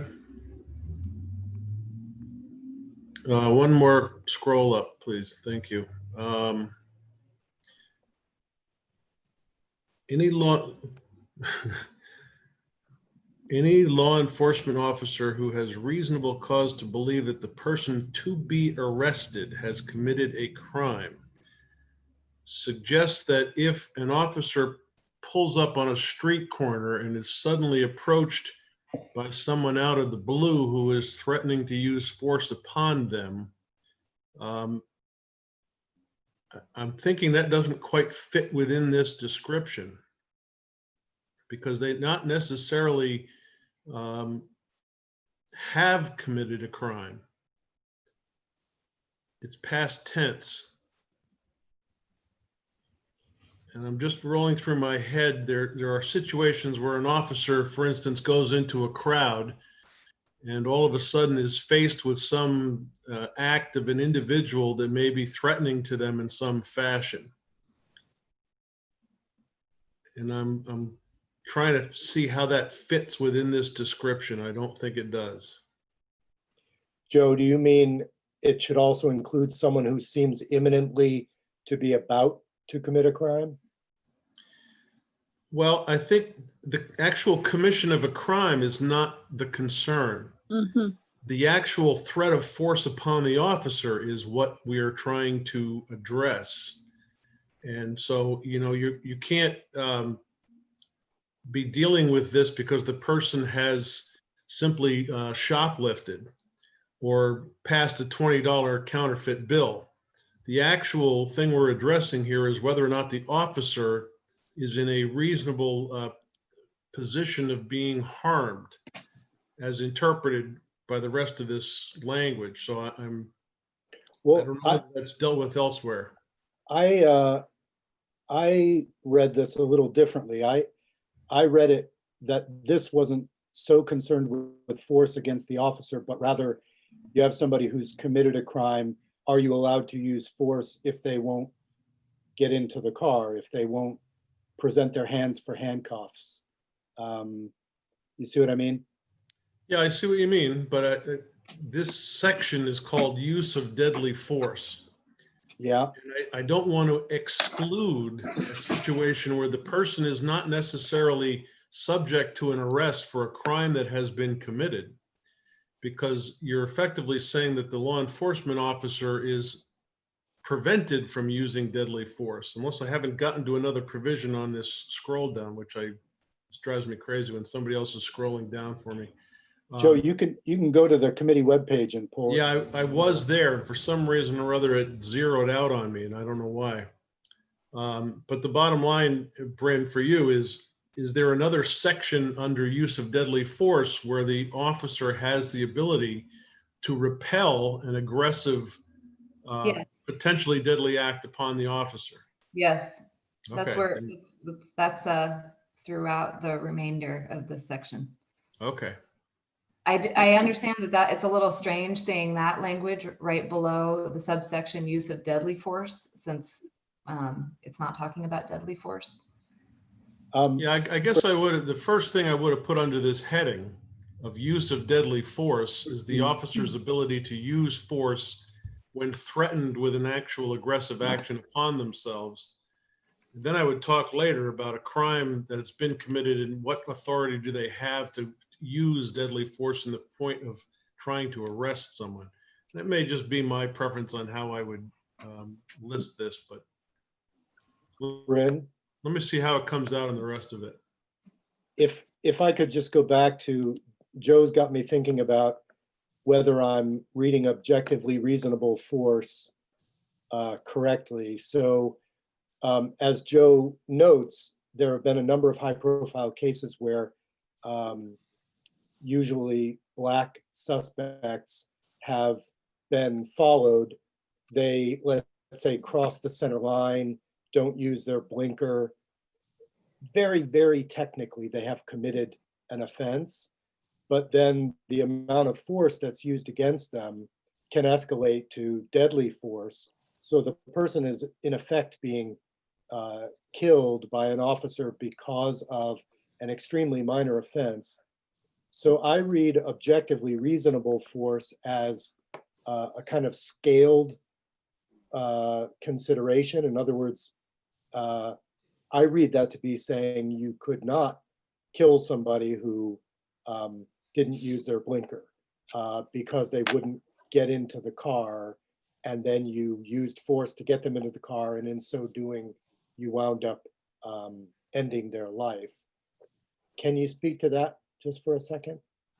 Well, I see sort of two things in what you're talking about. One is whether the crime that was committed influences whether the use of force to effectuate that arrest, how that sort of leads an objectively reasonable person to decide how much force should be used in effectuating that arrest.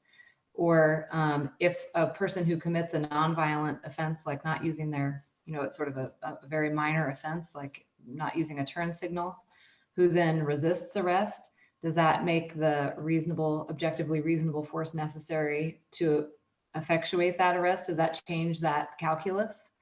And I sort of see it as those two, there are two questions there. And I'm not sure that I'm the right person to answer what the policy should be.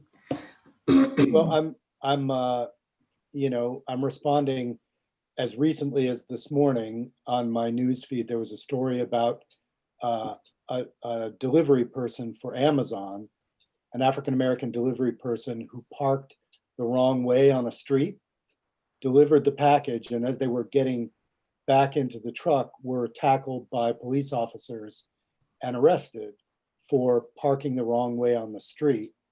So speaking only for myself, by the time we're done with our work here, I hope somewhere in the draft, it will address this sort of vastly disproportionate use of force when considered against the offense to which the officer is responding. So maybe that's not in the purview of this bill, and maybe it is, but I think it is that is part of the calculus when determining what is reasonable force. If you look at, Supreme Court case law about police use of force, when they talk about a reasonable person in that situation, one of the guideposts is what was the crime that was committed. okay. Maybe objectively reasonable gathers that in there. Well, it brings up the simple question of George Floyd. Should that particular alleged offense justify the use of deadly force? And I don't know how to categorize every single crime we have, and it may at the end of the day have to be left to the jury to decide whether it was reasonable under the circumstances.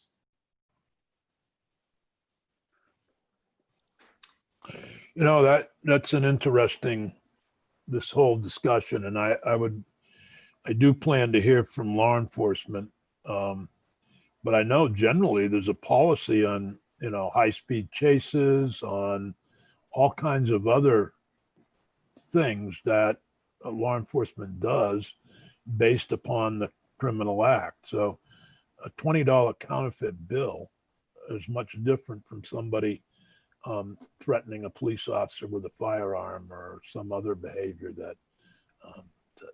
that's where so I hope whatever we pass reflects that.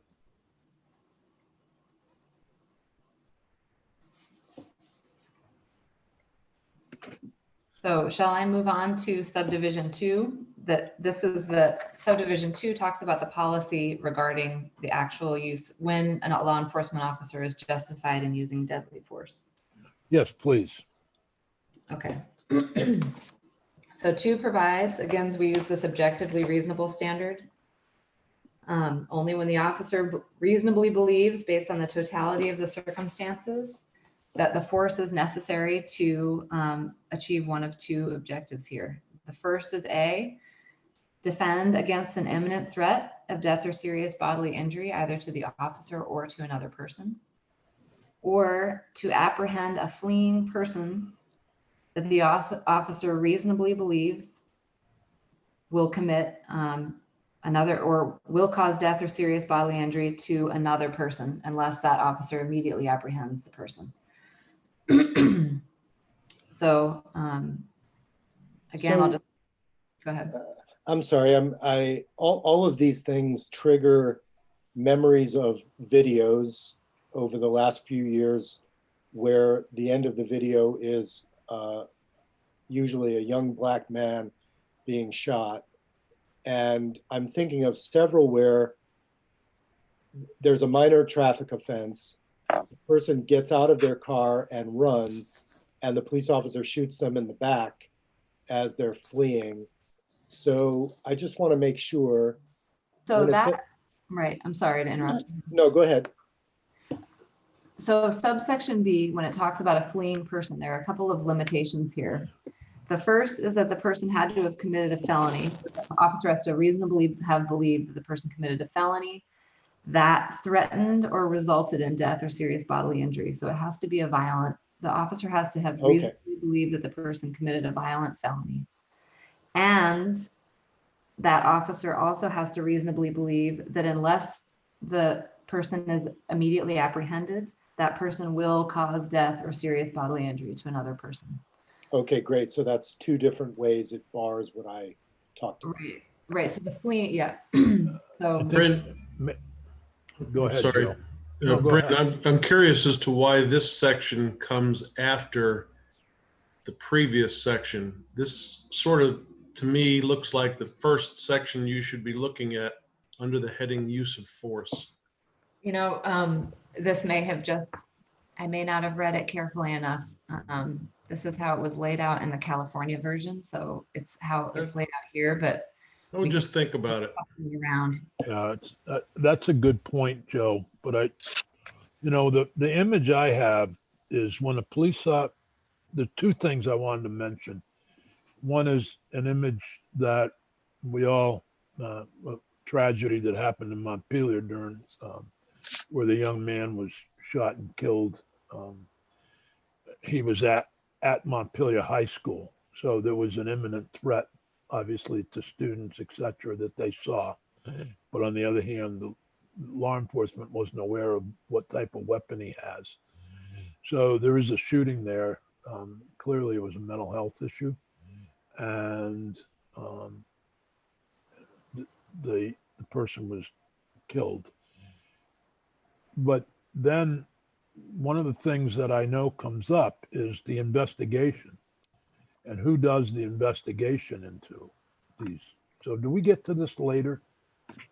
Well, that is one of the things that we have in the in GovOps around the training council and when they do investigations and how they do it. And it's been pretty clearly laid out about how that happens. And we're going to look at that to see if it can be beefed up a little bit. Well, there's a lot, I've heard a lot of concern about it being, the investigation into the shooting being done by a state's attorney who, I'm not demeaning in any way state's attorneys, but they have relationships with police officers. They rely on police officers for testimony. They rely on police officers for reports. They rely on police officers for charging advice and other things. And so that would be one concern I know many people have. And this is not just in Vermont, this is nationwide, where so often, and even in the case in Minneapolis, where the Attorney General has taken over, his discussion of how it went, the investigation, he ended up taking over the investigation. And down in Georgia, with the case of Aubrey murder, where the local state's attorney recused himself, and then the next state's attorney in the neighboring county recused himself, and so on, the Attorney General ends up with it. So, just a thought. I don't know if that's a government ops thing or.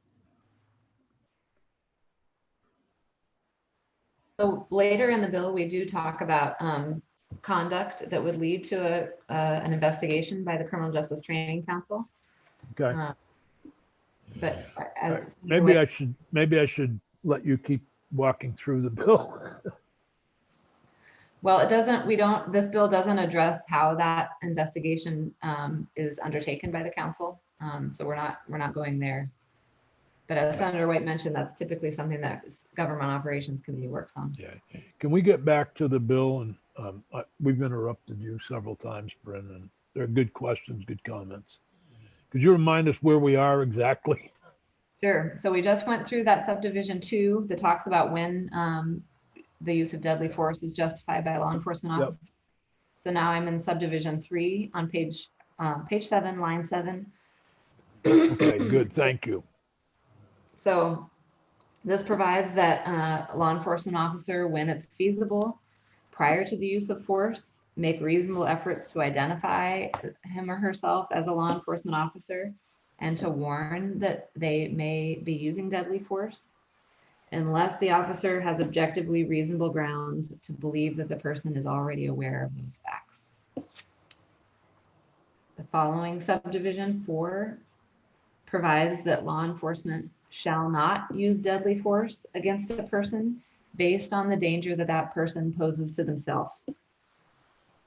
And then it provides a qualifier if an objectively reasonable officer would believe that the person does not pose an imminent threat of death or serious bodily injury to the officer or to somebody else. Is that clear? Yep. Yep. 5 provides that a law enforcement officer who makes an arrest or attempts to make an arrest does not need to retreat or desist from their efforts if the person resists or threatens to resist. Law enforcement officer shall not be deemed an aggressor or lose their right to self-defense by the use of objectively reasonable force. And that objectively reasonable force is talked about in subdivision 1 and 2. To effect that arrest or to prevent the person from escaping or to overcome resistance of the person. And then a clarification that retreat doesn't mean tactical repositioning or other de-escalation tactics. Lastly, is subdivision 6. I'm on the top of page 8, line 4. This is not a part of the California bill as it was proposed. This is new language. A law enforcement officer shall not use an improper restraint on a person for any reason. And law enforcement officers have a duty to intervene if they observe another officer using an improper restraint on a person.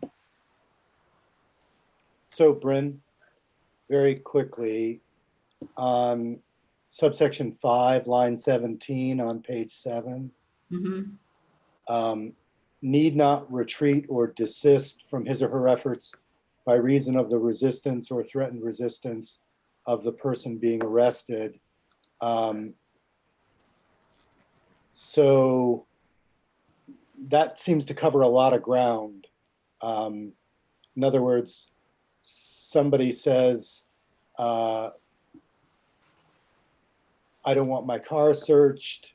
You don't have the authority to make me get out of my car. What are the limitations on that first sentence?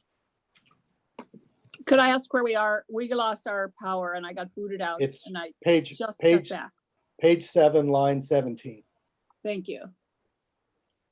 So in other words, it begins to remind me of stand your ground laws. In other words, I'm empowered not to retreat, and I can move forward with the arrest regardless of any resistance. That seems to cut against other pieces of the bill. Right. This is interesting language. So the person is still bound by the other parts of the policy, meaning that objectively reasonable standards still applies to any use of force that's employed by the officer. But I think you're identifying where that objectively reasonable standard is informed by what the person is actually, what the officer believes that the person has done, what criminal activity the officer believes the person has committed.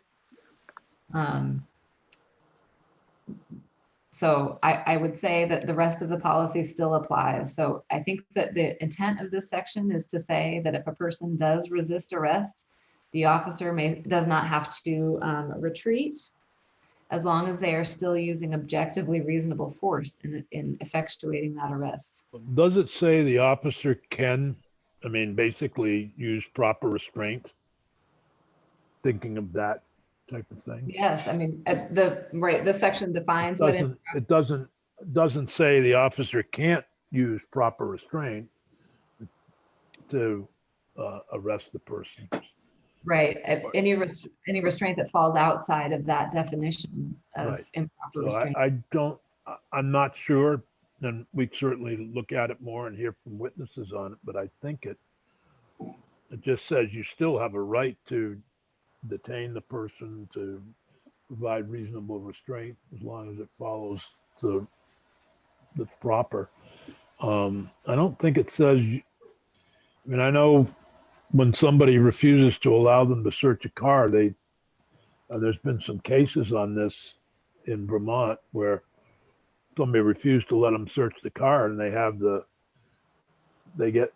detain the car until they can get a search warrant. And, there was a case out of Rutland County, I believe, on that.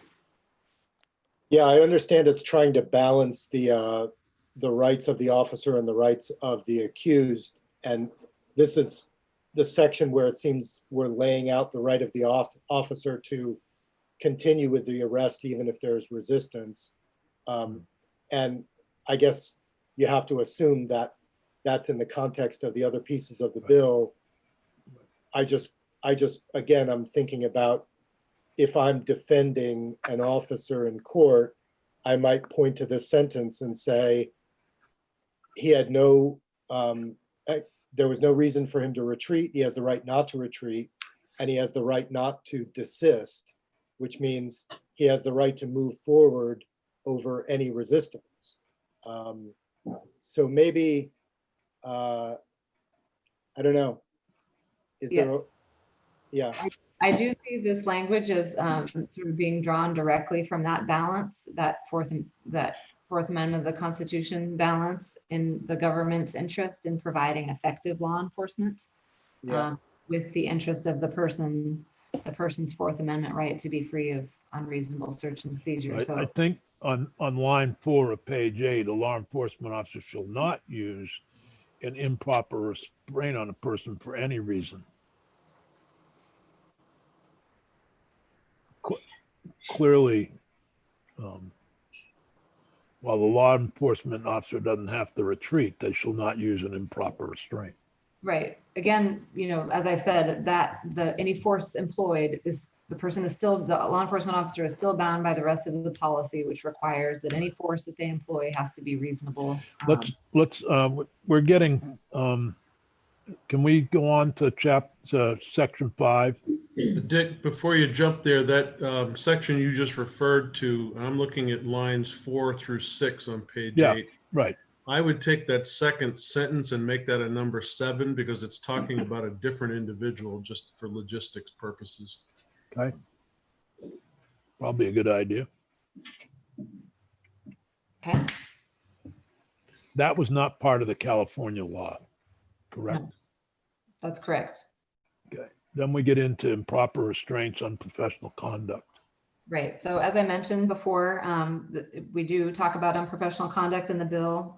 Section 5 amends this subchapter 2 of Chapter 151, which governs the Criminal Justice Training Council. So you'll see, starting on line 11, these are the definitions set forth about what constitutes unprofessional conduct. And I've included this category A conduct for your reference to see what category A conduct includes. No changes are made to that. But if you scroll down to page 9, you'll see the category B conduct. And that's where we've added some new law enforcement conduct, which is included in category B conduct.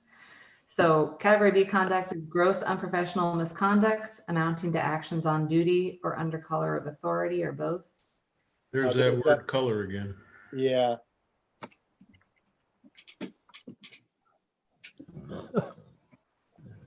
Okay, we can work with that.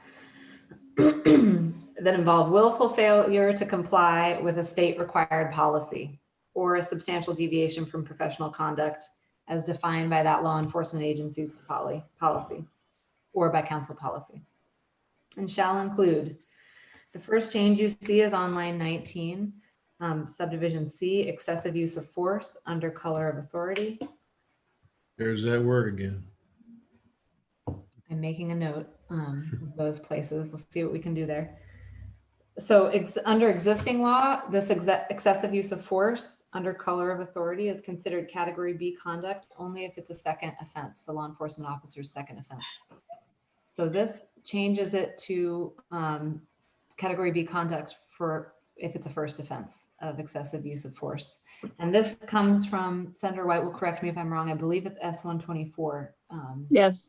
Bill that came Yeah, out. and so I'm confused here about whether we're going to put this in here because we've passed 124 and we're also looking at all of the issues around investigations and misconduct in GovOps. So we just need to make sure we're doing the same thing because that's already on our agenda. Well, Just- the thing that we're trying to do here, and we figure it out any way you want, is make sure that a person who uses an improper restraint Right. Yeah, there's yeah, a that's criminal, added there's a here. criminal offense created in the next section. So this sets up that criminal offense when. Right, so this makes it unprofessional conduct to Right. to put a person in an improper restraint. Or to not intervene when another officer is using unnecessary force. Mhm. That's So right. that's why it's here, I think, and should be here. Because it sets up for a crime later on that's created.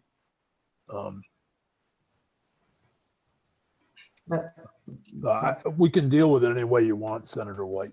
No, I just was surprised to see it here since Yeah. we're already looking at it. So, okay.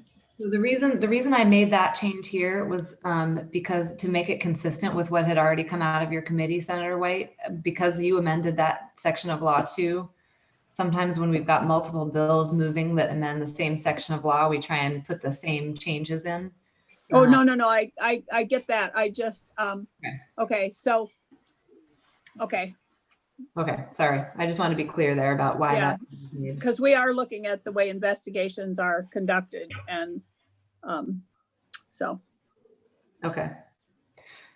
So I'm going to ask Peggy to scroll down to page 10 then, and this is Okay. where we add the new two new conduct, law enforcement officer conduct that would constitute unprofessional conduct under category B. So the first is placing a person in an improper restraint, which we define further down on line 9. Mhm. Also, subdivision G, failing to intervene when the officer observes another officer placing a person in improper restraint or using excessive force. Mhm. So if you look down at line 9, there's the definition of improper restraint. You've seen that earlier in the bill. Use of any maneuver on a person that applies pressure to the neck, throat, windpipe, carotid artery that may prevent or hinder breathing, reduce intake of air, or impede the flow of blood or oxygen to the brain. Same definition you saw in the deadly use of force policy in the last section. But you're looking at that, right? For Senator Sears, we talked about pressure to the spine and stuff. Yeah, it sounds like Is maybe that covered by the serious bodily injury? Because the restraint would be improper, could be improper. The Woodside case involved, and I can't remember all the details, but I believe involved knee to the spine or the back. And that would be, that was ruled by Judge Crawford improper restraint. Mhm. So clearly, you already have a court ruling on that. And I want to make sure that it's not just the chokehold that we're talking about. Mhm. Okay, so I've made a note that definition may need to be expanded throughout. So section 2407 is the same subchapter. This limits the council's ability to sanction an officer for a first offense of category B conduct. You'll see that first sentence, existing law. If the council conducts an investigation of a complaint alleging that law enforcement committed a first offense of category B conduct, it directs the council to take no action. So the new language here carves out that new category, those two new categories of category B conduct from that limitation. So it says specifically that the council can take action for a first offense of either placing a person in improper restraint or failing to intervene if an officer witnesses another officer using excessive force or placing a person in improper restraint. Mhm. Does that make sense? Mhm. Yep.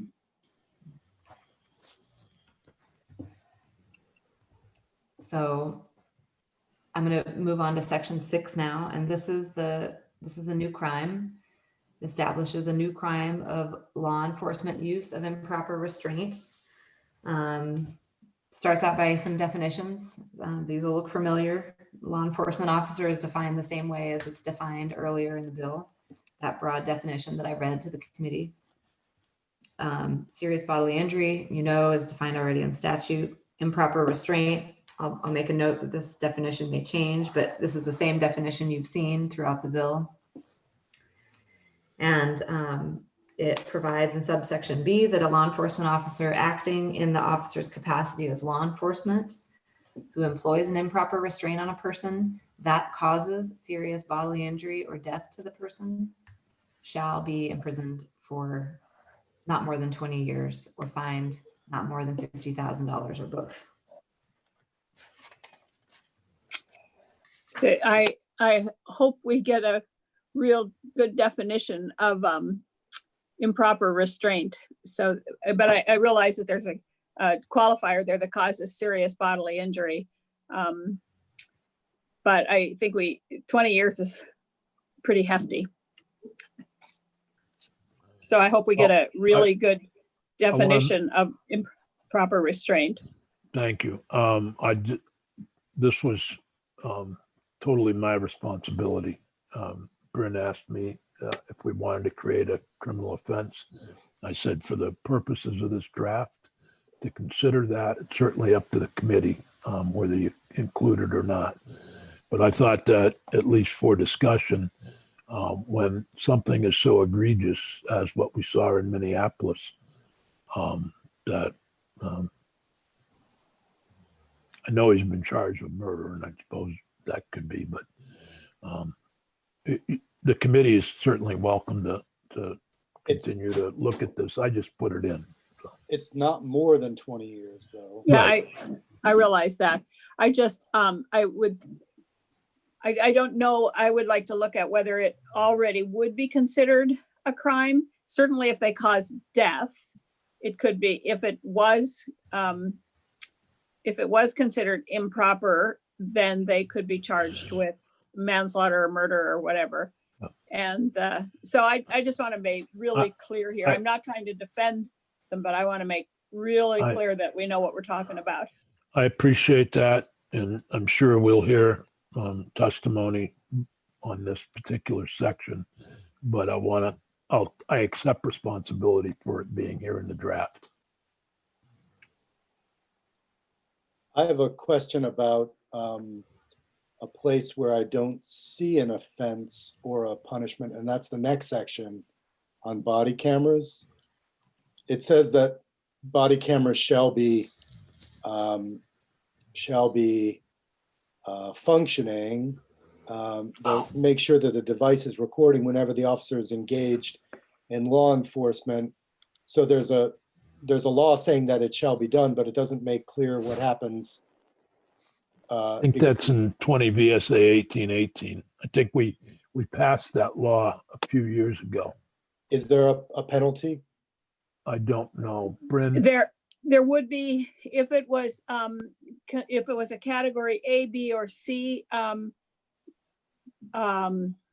offense, there would be a penalty for it. It could be a sanction. It could be, depending on the circumstances, it could be decertification. It depends on what category it falls into Would you like a copy of the act? Well, yeah, the context around the body cameras would be good. Right. But I guess what I'm getting at is we see this, again and again and again, where there's a violent incident. Bystanders say that the police used excessive force.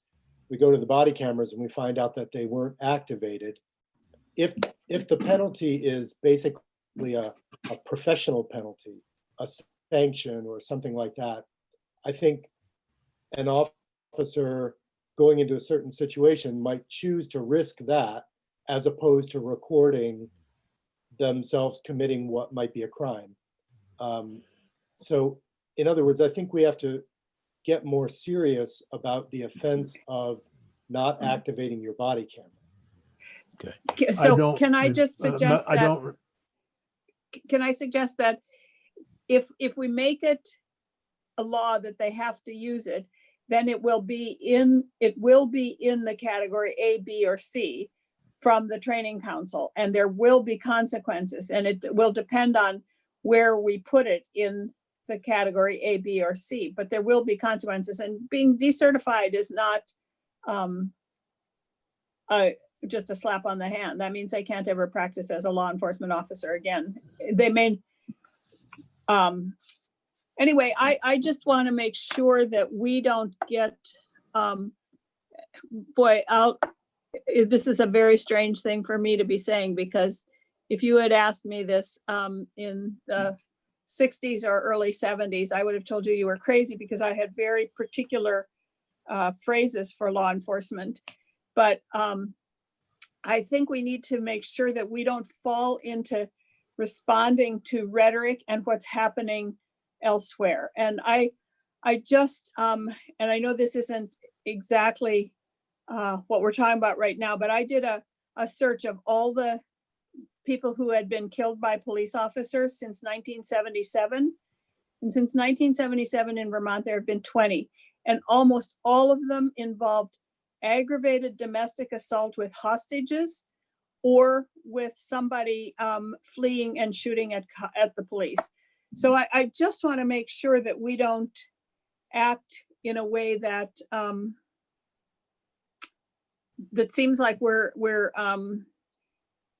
responding to rhetoric and not to what's happening here. Well, I'm a little nervous about the breadth of what this is saying. First off, whenever they're engaged in law enforcement activities, if they're sitting in the barracks filling out paperwork, that's a law enforcement activity. Mhm. There are other situations, and I'm thinking now of Carl Draga up in Northumberland and Stewartstown, and then crossing over the border into Vermont, Mhm. where he just walked in and started shooting.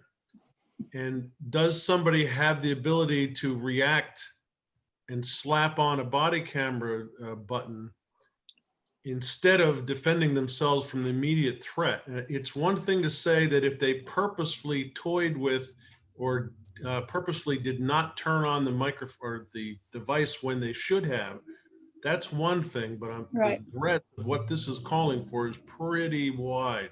Well, Yep. let's, okay, we're running out of time, but I also want to point out that what you don't have in front of you is the law that was passed in, was it 2018, Bryn?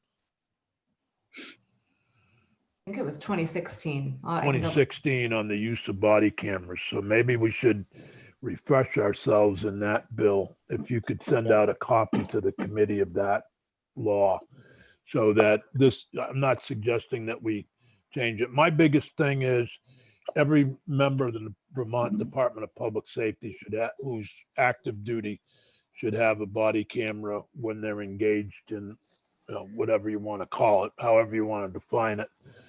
Maybe we just refer to the law, which has all the policies of when you turn it on, when you don't turn it on. And then we can talk about the consequences. But that's my big concern is we have been talking about state police having body cams for 5 years. I think it's time that they get them. And I believe we have the Commissioner of Public Safety will be talking with us tomorrow about it. And I believe there's a general agreement. So as long as they follow the law and we look at what the consequences are for not turning them on, that's fine with me. We can always suggest that law, but we should at least take a look at the law that we passed in 2016.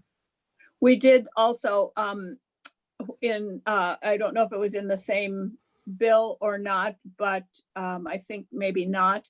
But we required any department or any law enforcement agency that is going to use body cameras or is going to use tasers to have a written policy on the use of them. So anybody out there who's already using them has to have a written policy on their use. Well, I believe there's a model policy and then you can go beyond the model policy, but the model policy was the minimum. As I remember what we wrote on the body cameras. But I do know there's certain sections we did put in when you can use them and when you can turn them off, because there were certain cases where police officer going into a home and, becomes a public record, and the concern about future break-ins to that home for valuable artwork, for example. Then there was also a concern about victims of domestic violence, particularly, and that becoming a public record. So we did make some amendments there. Anyway, I think it'd be great to review that. Okay. Anything else on this draft? You see the effective date is on the section on the original Baruth Bill 219 is effective January 1, 2021. So it does give them time to get the reports in. And section 7 is August 1st, 2020. That's the video recording, and the remaining sections are effective on passage.